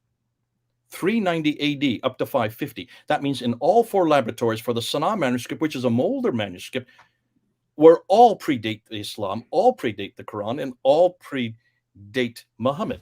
So are you going to therefore say that actually, which is a much larger manuscript than these 2 folios, are you going to say that all this came predate before Islam? Can you understand the corner you're putting yourself into by making these kind of jumps? Don't do that. Make sure that you follow the science, and make sure also that your conclusions follows the science. You can't conclude from what he said here, David. Come back to us on it and see what. I'd love to see how you'd rebut what we just told you. I've been looking at the comments. I haven't seen anything from David that came back to us about this. I don't think if anyone notices a reply, point it out to me in the chat. Otherwise, I'm going to say that he simply doesn't have a response to this, which I think is probably the most likely case. Chris, we are getting off the topic, and yeah, let's get back onto this. A whole thing just on the Quran itself. That might be something that the 3 of us can do at a later date. Yeah, absolutely. Let's get back onto what we were talking about regarding Mecca. So one thing that we always think about is when there are these cities that we want to have historical evidence about, we have references to them. And often different places talk about others. So you might see like Antioch might make reference to Jerusalem, or vice versa, or Cairo might make reference to somewhere else. Is there any major city that references Mecca anywhere around? Or are there any major cities that have historical evidence that show that they exist at the time of Mecca? Well, I wish I could put my PowerPoint up for this one. Yeah. I couldn't find any. And then I'll continue. You go ahead and start, Mel. Yeah, it's funny that you can pretty much pick any place in Israel, Iraq, Syria, and you'll find plenty of historical records to back up those places' existence going back 2,000-3,000 years. You can find clay tablets, for example, in Syria to prove the existence of different kingdoms and cities and so forth, and actually hear the tales from those places. You find nothing to do with Mecca. There's no references. So it's probably the best hidden city in history if it existed pre-7th century, but I don't see how it's even remotely credible. Islam has had hundreds of years to gather the evidence to prove it, and we have got not a single piece of evidence for Mecca. This is a question that Koren asked. This is a question that Patricia Krohn asked. This is a question that Michael Cook asked back in the last century. And they said, what is it? What did the people surrounding the Hijaz? The Hijaz is that central part of Arabia where Mecca and Medina exists. What did the people who surrounded? So they went, and Patricia Krohn did a great thing. She went to the Sabaeans who were down the south, asked them, just look. Now remember, Patricia Krohn is unique in the world in that she reads and writes 15 languages, archaic languages. So she goes back to the original documentation. This is something Muslims should have done. No Muslim has done this. So she did it herself, being a linguist. And she went back to the Sabaean documents there in southern, what is today Yemen. She went to the Himyar documents, which are further over to the east in Oman. She went to the Azdi documents, which are in the Straits of Hormuz. And then she went to Kinda, Du Kahilun documents, which are in what is today where Riyadh would be, so the eastern part of the country. And she looked and went through all their documentation, couldn't find any reference at all to this city called Mecca, which is fascinating because if you look on a map, that they're very close to Mecca. But then she went further up. She went to the Qadarites. She went to 3 different cities, Duma, Tema, and Dedan, which are straight north of Mecca, and asked if they had any reference. No reference whatsoever to the city of Mecca. So then she went to the larger empires. She went to the Persian Empire in the east. She went to the Babylonians in what is today Iraq. She went to the Assyrians also in what is today Iraq. And then she went to the Roman Empire, which is further west.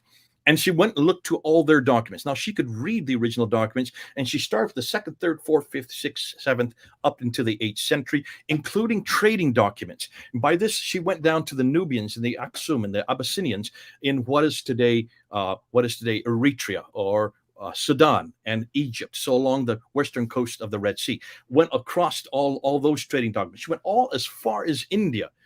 the western coast of India, because that's where the trade would have come from, and wanted to ask and see whether any of these civilizations, any of these peoples, any of these documents that she was reading, original documents, referred to this place, Mecca. Not one reference at all, at all.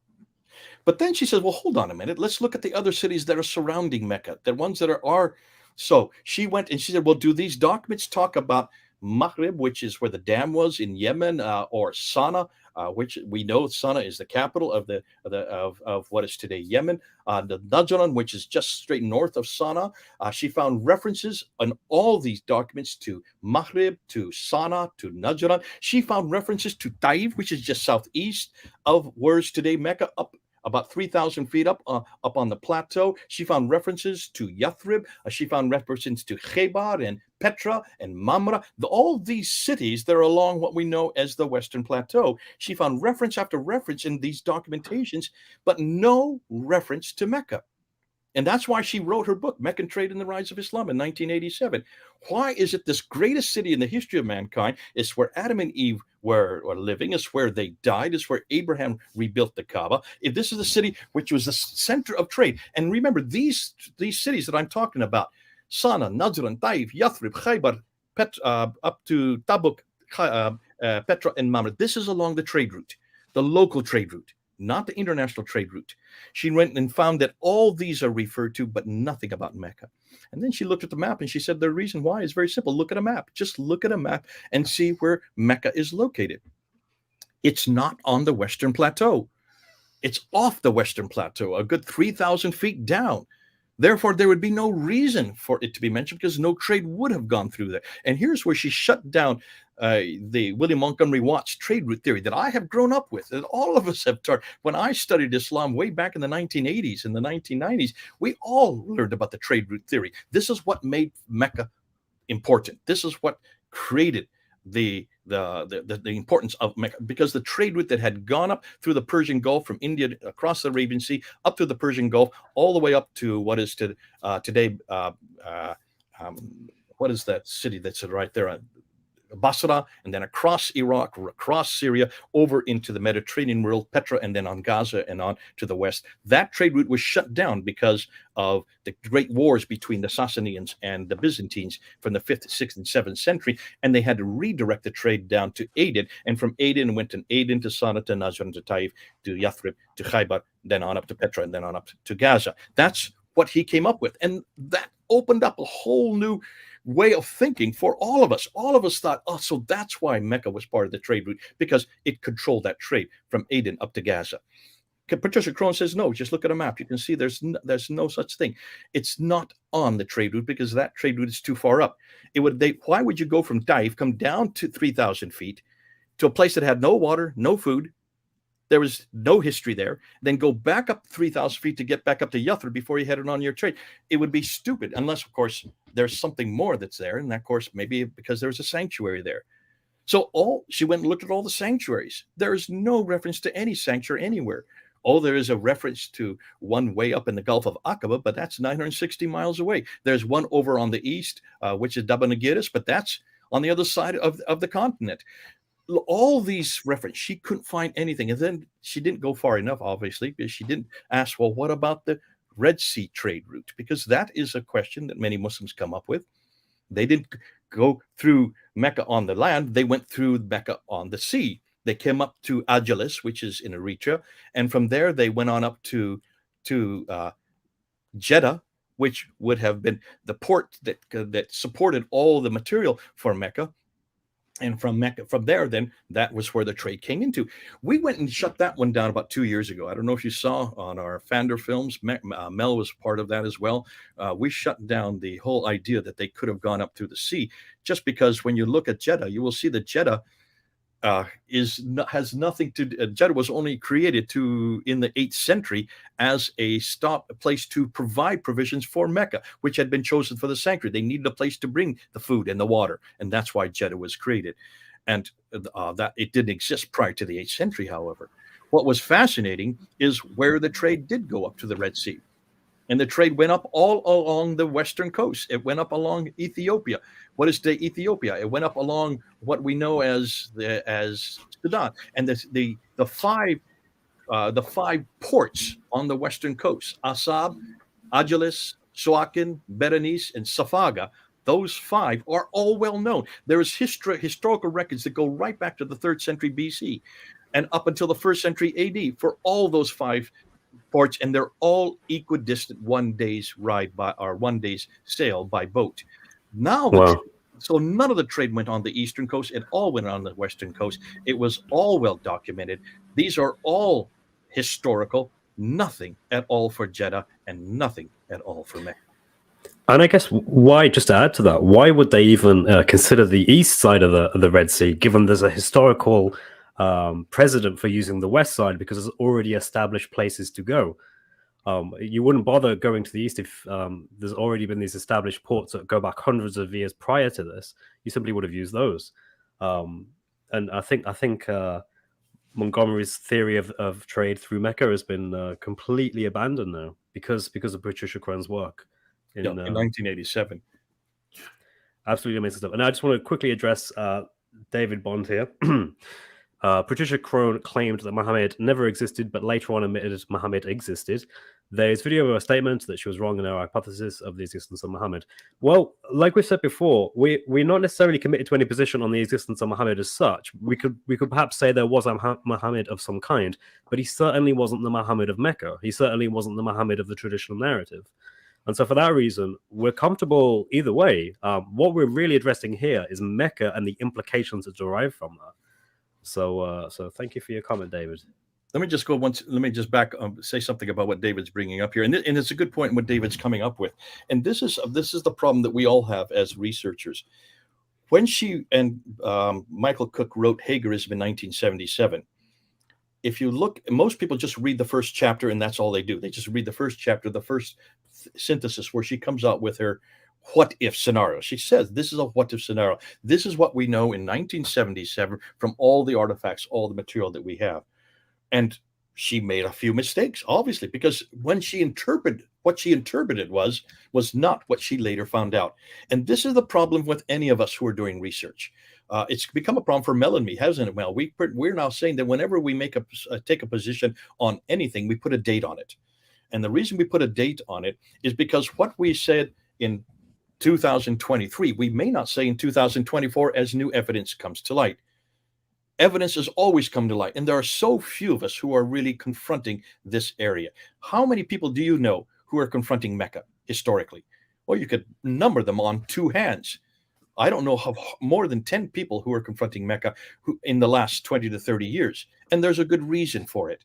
When you confront Mecca, you get enormous amount of vitriol. You get an enormous amount of harassment, and you get death threats. Dr. Patricia Crone had to leave Oxford University and move to Cambridge University. When I was with her in 1995, before I did my debate with Dr. Jamal Badawi, I spent an afternoon with her getting my 10 points for that debate in her office. And I said, this is all your material. Why aren't you debating this? And she looked at me and just started laughing. She says, listen, Jay, I have a chair to protect. I have an institution I represent. I cannot debate this in public, but you can. You don't have any chair to protect.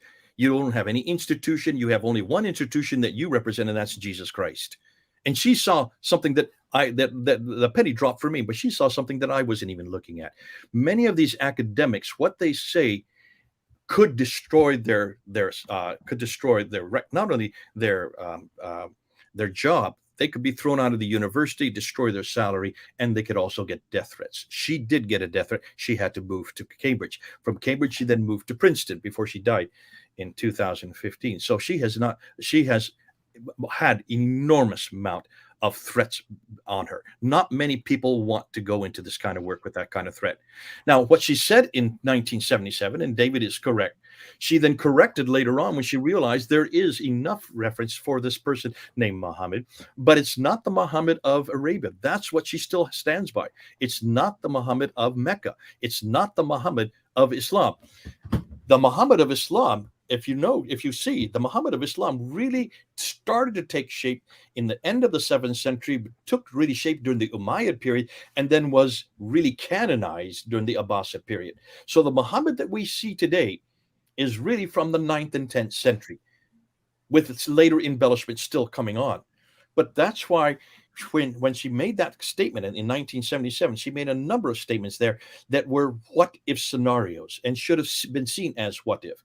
In some ways, we still are doing that today. We have to make sure that what we say today, we can then date and say, I did say that in 2023. I no longer say that in 2024.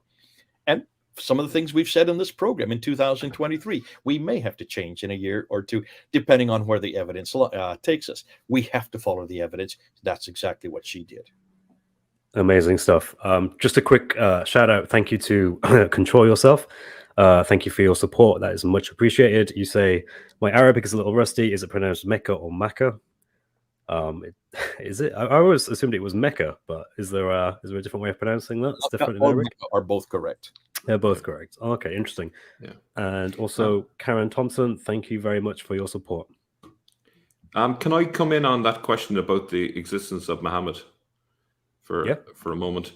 So I have a record here from Thomas the Presbyter, and he basically writes that on Friday, the 4th of February, which would be, and he also gives a year which would translate as 634 AD. There was a battle between the Romans and the Tayyaye of Muhammad in Palestine, 12 miles east of Gaza. Now, what's significant about that is the fact that it's 634. There is a reference to Muhammad, okay. The tribe is wrong. It's Tayyaye, which is an Iraqi tribe. I mentioned this already, but it's worth reiterating. And 634 is the year that the standard Islamic narrative says that Umar began his reign. So that is a major problem for Islam. Who is the person in charge? Is it Umar or Muhammad, or are they the same person? So if you go to the historical records, it does not help Islam one bit. It actually creates more problems than it actually helps. What it looks like to me is it's no longer a question of is the standard Islamic narrative wrong, but exactly how wrong is it? Yeah. And the fact that we now have multiple independent attestation that Muhammad or someone called Muhammad was supposedly leading these armies years after 632, after he supposedly died according to the standard Islamic narrative. I think it's devastating. Yeah, and like it just in passing as well, you have the cave of Hira is mentioned earlier on. There is a place called Hira in Iraq as well, which is again is another indicator somewhere north. And Tayyaye actually lived in that area as well. So there's definitely something towards that sort of neck of the woods, you know. All of which are way up in the north, 600 to 1,000 miles too far north. Yeah. There might be a case that we may need to do another talk just on Muhammad. Since we're doing this on Mecca today, we need to do one on the Quran, and we may need to do one on Muhammad as well, because there's so much material that we could throw out about the historicity of Muhammad. And we would like to go through Thomas the Presbyter and all these different reference, if they are references to Muhammad, which Muhammad and who is this Muhammad they're referring to. Exactly. I actually want to take a quick opportunity to ask you something, Jay, because this has come to me at the corner on multiple occasions, and it's actually a direct attack on Patricia Crone. Many Muslims at the park will tell me that I should reject Patricia Crone's work because she is a fringe minority, that her work is not considered valuable or academically significant. I wonder what you can say about that, and just talk about that a little bit. Yeah, and I think this is what you're going to hear from all Muslim sources. They attack the person then rather than looking at the material. No scholar would say that about Patricia Crone. Muslims are the ones that say that. And what they do is this Islamophobia, hate speech. They always bring that up. As soon as you confront those three things, the book, the man, and the place, you're immediately seen as a hate speaker. You're immediately seen as Islamophobe, which is fascinating to me because we don't say the same thing about the people who confront Christianity. Isn't it fascinating? Can you imagine since the 1800s when Wellhausen was attacking the historicity of Jesus, when he was attacking the crucifixion, when he was attacking the scriptures, the documentary hypothesis that he introduced in the late 1800s?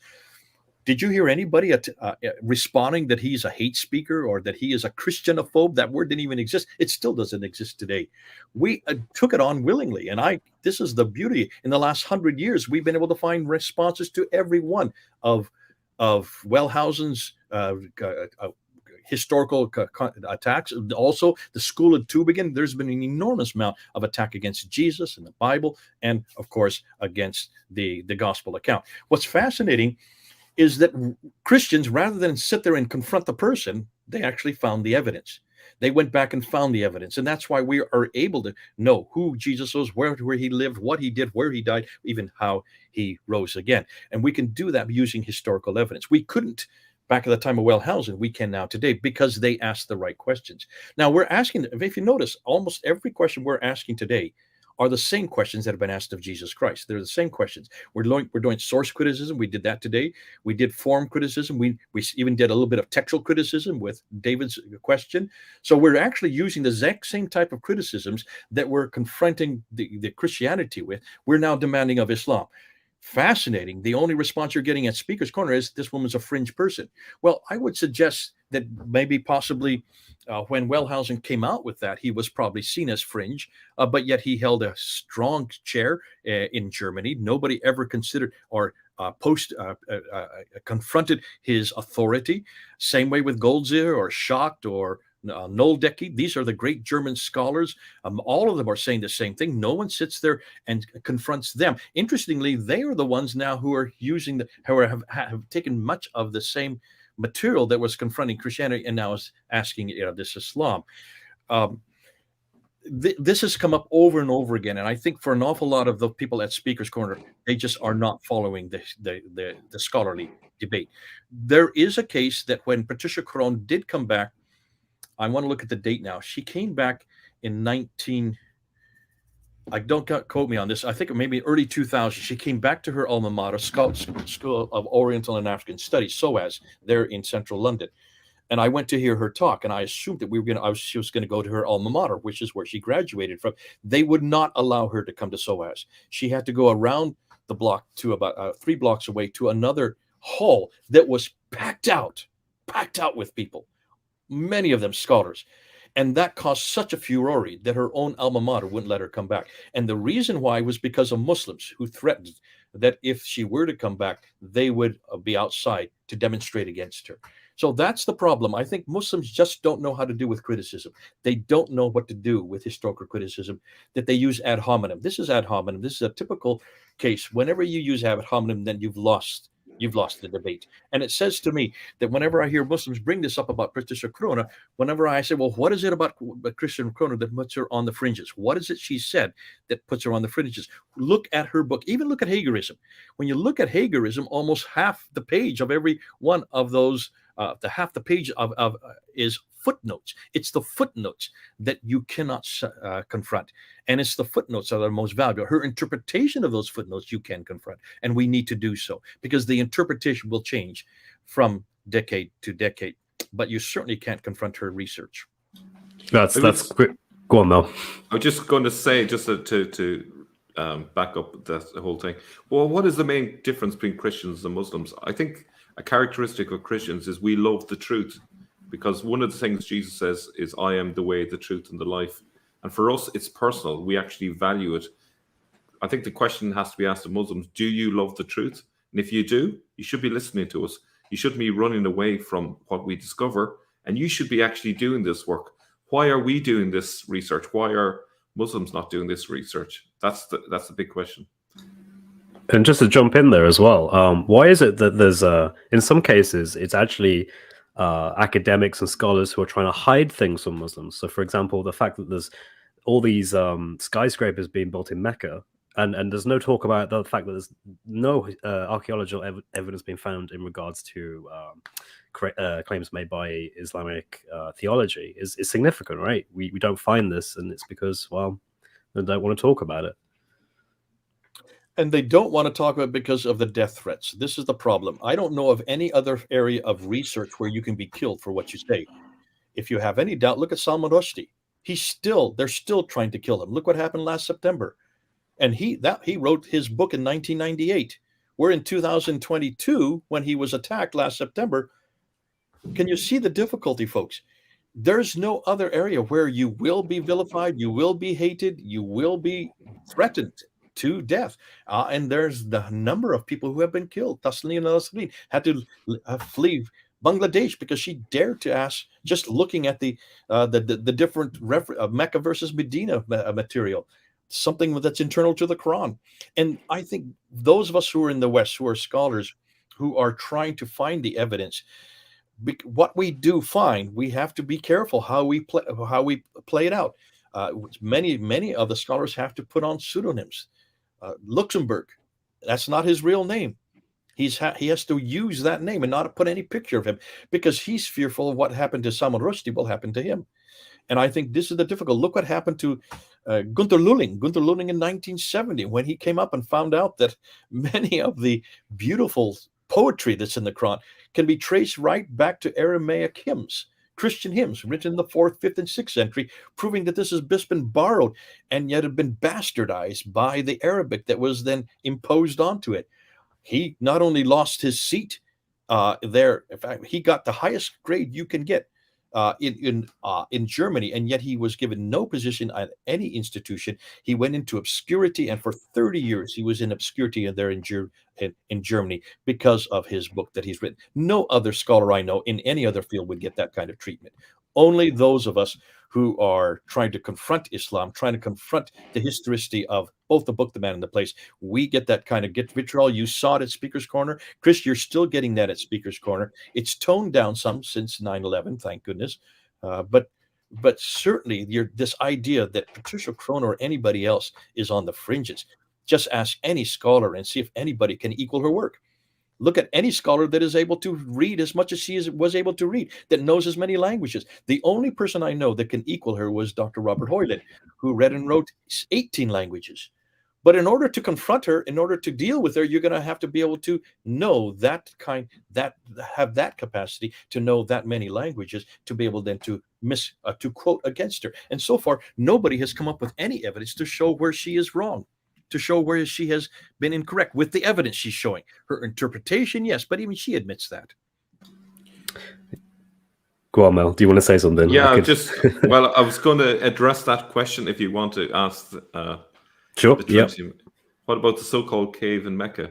Well, the interesting thing when I was looking into it, I know there's a scholar whose name escapes me that has found a story contemporary to the 7th century. I think it was written in England, if I remember correctly. But going back further, though, to the time of it's not Saint Anthony. Which guy am I thinking of? The saint associated with Carthage. His name is. I'm going to say Saint Anthony, but I think I may have got it wrong. Saint Augustine, yeah. So Saint Augustine, there is a story of him in the moment of his conversion. It's remarkably similar, because he's basically in a garden, and the Bible is with him. The page flicks open, and a voice says to him, "Read, read, read." And so you have in the story of the Hira cave, recite, recite, recite. And I think there have been lots of different versions based on that sort of anecdote that have kind of they've added bits and pieces over the centuries. But it's a pity I can't remember that. Someone probably watching knows the name of the scholar who has written about this. So if you know who I'm referring to. I think it was something like, was it Beowulf or something like that? No, it probably wasn't Beowulf. But anyway, that's all I can say about that I can remember at the minute. Back to you. Okay, I'm going to read out this question we have here, or more of a statement, really.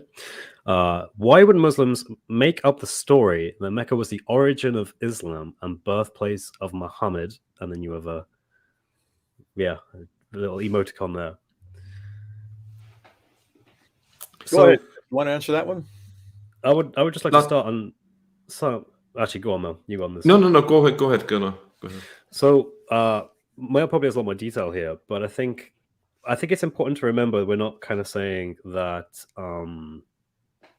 there was some sort of grand conspiracy to sort of come up with something. But rather it was much more organic, and it took place over probably many years, and it was done so for political reasons, perhaps issues of having a national identity. Something that a lot of people talk about is when when you had what was effectively the Byzantium Empire that had control over Israel at the time, over Jerusalem, when that fell, it fell to the invading Arabic armies.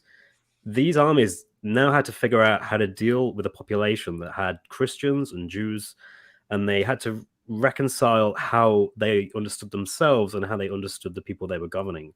And you could think of perhaps the Quran and these narratives about Mecca and about all these places as kind of being a way of establishing an identity. They needed a place, they needed a man, they needed a book. How did they come up with this? Well, perhaps they borrowed stories that they knew were not considered revelation, but were in some way tied to it. And perhaps they gathered them, and perhaps this took place, and perhaps there was someone who organized some aspects of the gathering, and perhaps it changed over many hundreds of years. I think these things are completely possible and probably quite likely given the evidence that we know and the evidence we brought up tonight. I'll pass over to you, Mel. Yeah, I think a large part of it has got to do with there was messianic expectations in the 7th century. The Arabs thought that they were going to take over from the Jews and the Messiah was going to return, and their messianic expectations failed them, and it brought about a crisis.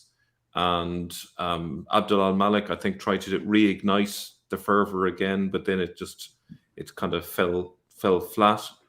And then sometime between 700 and 730, they decided to start from scratch and take a blank canvas, move everything to a deserted area, and then just transplant all of the religious ideas and imagery and stories, plonk it down there where no one could question what they were believing in and what they had to say. They didn't have Jews and Christians laughing at their suggestions.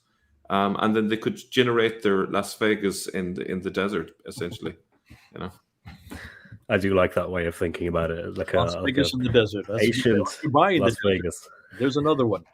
Now, and I think what Chris and Mel said is absolutely important. Remember, when you look at what's happening politically on the ground, you now have a large figure. Abd al-Malik is really important in this. Abd al-Malik, you have to have someone who is huge, strong, and he is seen as the great Arab reformer. He is the one that now has controls all the way from Tripoli in the west all the way to Afghanistan in the east, from Turkey in the north all the way down to Yemen in the south. That's a huge swath of land. He is the great superpower with one other superpower that's bothering him, and that's Byzantine. The Byzantium Empire is the only other superpower. Now, here's the problem. The Byzantines are Christians. They have a prophetic line. The Arabs do not have a prophetic line. The Byzantines have a holy book. The Arabs do not have a holy book. Yet they control the holy places. They now control Jerusalem.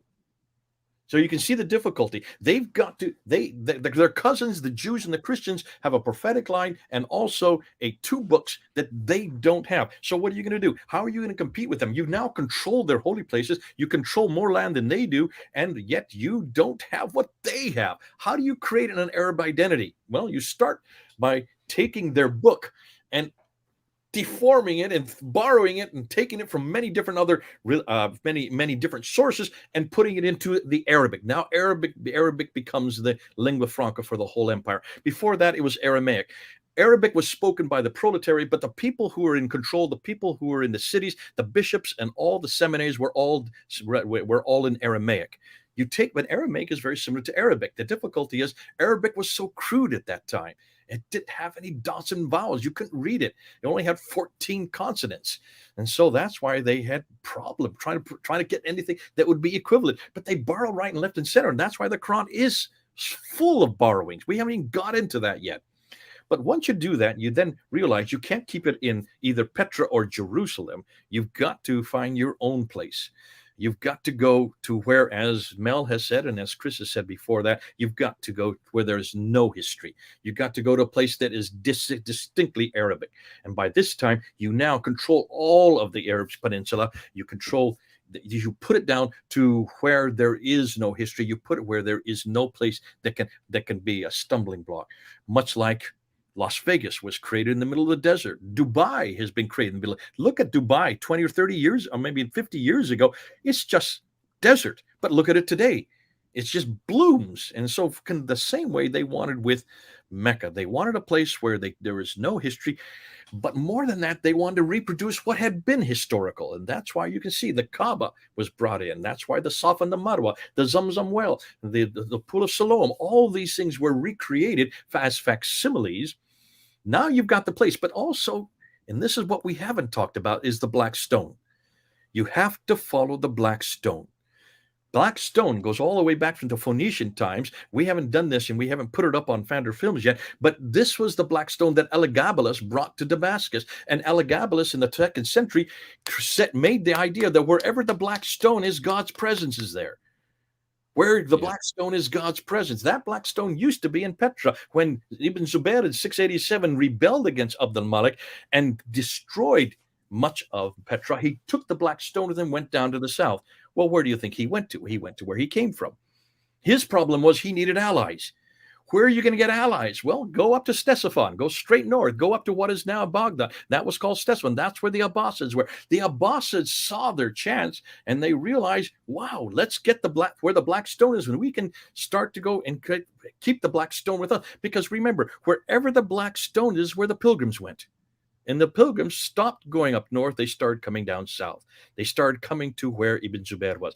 The Abbasids saw their chance. They took the Black Stone. They then made Mecca what it was today. And that's why the Abbasids, when they come to power in 749, Mecca becomes the center of the world. But the problem is there is no history. That's the problem. There is no story. There is no backstory. Now they've got the book. Now they've got the man. They've got to create a backstory for him. So what do? Well, they have Ibn Ishaq write his story. That's in 765. He writes it before 765. That's within 15 years. They now have the biography. The problem is there's lots of problems with that biography. So 70 years later, Ibn Hisham then takes that biography and he admits it. He says it. I threw out much of what I didn't like and put down what I did like.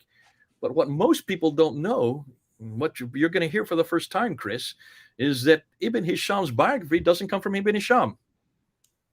Where does Ibn Hisham's biography come from? Any of you know? I do not know. I know, but a German scholar named Wustenfeld who put it together in 1860. Between 1858 and 1860, a German scholar in Germany went to 4 different German cities, went to the libraries and went into the museums of those 4 cities in Germany, and he grabbed as much as he could about this man named Muhammad and put it into a story and published it in 1860, and that's what we then have today, was then taken over by our good friend here. If I have it here, it's somewhere here. Our good friend Guillaume. That's the one that everybody uses. This is the biography that is used by everybody in the world today. It says Ibn Ishaq. It was not Ibn Ishaq. It's not even Ibn Hisham. It's Wustenfeld that created this biography. And this is the standard biography that we use all over the world today. It didn't exist prior to 1860. That's a little over 160 years ago, folks. So even that we're finding is not from the 9th century.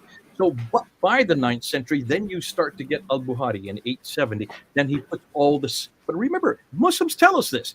He was given 600,000 of these stories, right? That supposedly this man Muhammad said. And he whittled them down throughout 98% of it, and only was left only 7,397. That's just 2%. What happened to the other 98%? What happened to the other 598,000 that we like to see today, or 595,000? What happened to them? They've just been destroyed, proving that this was a censorship on whole scale censorship that was going on by the Abbasids. And that's why we said at the very beginning of this program, you notice what we started out with. Mecca is an Abbasid invention. Muhammad is really an Abbasid invention. The Quran is really an Abbasid book. The book, The Man and the Place, is really an Abbasid book, an Abbasid man and an Abbasid place. And it all really is put together by the 9th century, 833, then 870, 875, up until 923, the 10th century. We now have the Islam that we have in our hands today. But that's 200 to 300 years way too late. It's not the Islam of history. It's the Islam of the Abbasids from Baghdad. And that's why, folks, if you're a Muslim, it's hard to hear this. I understand it, because pretty much it shuts down your book, your man, and your place. You are not, there's really nothing left for you. If you shut this down historically, where are you going to go to? Well, we'll tell you where you can go to. We'll probably end our show with that. Back to you, Chris. Oh, that's amazing. Yeah, thank you very much for that. I think that's a really good way to sort of summarize the position that Muslims today find themselves in. It's not a comfortable one. It's a very dangerous, very shaky ground that their foundation is based on. Without this Mecca, there cannot be a real Muhammad from Mecca. There cannot be a Quran that is meant to be revealed in Mecca. There cannot be a hero cave in Mecca. Everything is on that basis. It is questioned because we have this evidence. I haven't heard this new stuff about that German scholar who it's supposedly the earliest surah didn't come from Ibn Ishaq or even Ibn Hisham, but from a German scholar. That's really, really interesting news to me. That stuff's amazing. We know now that the sin has been completely destroyed, completely dealt with. I've been challenging Muslims here in the comments to say anything about this and to come on live. Haven't had a single person want to do that. I think we've had up to about 273 people live at one time, and not a single Muslim felt confident enough to challenge what we're saying here. And I think that really shows that the best they can do is they can pivot and they can talk about things like the Birmingham portfolio, which Jay, I think you shot that down in a few minutes, and that was brilliant. So I think that's a great way to end this. I think we're coming up to 11 now, so we've been here for about just to end this off. Sure. Listen to Muslims. I want to talk to Muslims. We're not here to shut down anything. We're not here to confront you in any way other than the fact that we're demanding of you what was demanded of us. And we understand that this is difficult to hear, that if Mecca did not exist until the 8th century, or at least the end of the 7th century going into the 8th century, if this is not a place that Muhammad lived, or if there even was a Muhammad, there are many, it's a common name, it means the praised one. Many people were called the praised one back in the 7th century. But if this Muhammad never lived in Mecca, if the Quran never came from Mecca or Medina or the Hijaz, if this is the case, where are you going to go? What are you going to do? There's a difficulty here. You're going to have to come to some conclusion, but please, please, please don't give up. Please don't give up. Just because we've shut down Mecca, just because we're shutting down Muhammad, and just because we're shutting down the Quran historically, please, for heaven's sakes, you don't have to leave and just say throw up your hands, because you can come home. You can come home. This is something we've been saying for years. This is something I've always said. There is another book. There is another man. There is another place that has passed every one of these tests. The man you know is Jesus Christ. The book is his gospel. It's the Bible. And the place is Jerusalem. We know it because every one of the three of us have already met Jesus Christ personally. We know who he is. He has had huge impact on our lives. But at the same time, because of the fact that we are scholars who demand research and demand historical support for what we're saying, we have to demand the same thing that we've asked of Islam. We have to demand the same thing of Christianity. Fortunately, in some ways, we're 200 years ahead of the game. Now, back in 1995, when I did my first debate with Dr. I can't remember his name right now. He asked, and he looked at me, Jamal Badawi, Dr. Jamal Badawi. After I gave 10 historical challenges, all came from Patricia Corona, he looked at me and says, Mr. Smith, everything you're talking about is based on hearsay. It's based on no evidence. He says, okay, so we don't have the evidence for any of these things. But the absence of evidence does not prove the evidence of absence, he said. And he was correct. Certainly in 1995, when we had this debate 28 years ago now, he was correct. Just because there was no evidence in the 7th and 8th century doesn't mean that you won't find evidence at some point. Now, that was 1995. Today, now, the debate has completely changed. We flipped it on its head. See, we're not arguing from absence of evidence anymore. It's not an absence of evidence. That's what we said in 1995. In 2023, we have all kinds of evidence. We have an enormous amount of evidence. We haven't even got into it today. We haven't looked at the coins. We haven't looked at the manuscripts. We haven't looked at all the rock inscriptions. There's so much evidence now that's coming to the fore that's proving that there was not a man named Muhammad, nor a book called the Quran, nor a place called Mecca in the 7th century. Not in the 7th century. In the 8th and 9th century, redacted back to the 7th century, yes, but not in the 7th century. So now, suddenly, the debate has completely changed. And now, in some ways, we're in the driving seat. But for Muslims, just because you cannot come up with evidence, and you're never going to find evidence, listen, that was 28 years ago, and still no one has found evidence for Mecca. And I asked that back in 1995. Patricia Crone was asking that in 1977. You're not going to find any support for Mecca in the 7th century. Don't give up. Come on home. Come on back to Jesus Christ, because he has been proven historically. But more than historical critique, he is someone that you want to get to know, because he has all the answers you're looking for. He has everything that you need. And because what he did on the cross, dying on the cross 2,000 years ago, and that did happen 2,000 years ago, but not just dying on Friday, that's the day you celebrate, he then rose on Sunday. And because of rising from the death, he destroyed all the sin. He took away all of our guilt, and he's waiting to also welcome you home. That's all you have to do. It doesn't cost you a thing. All you have to do is recognize that there was a historical Jesus.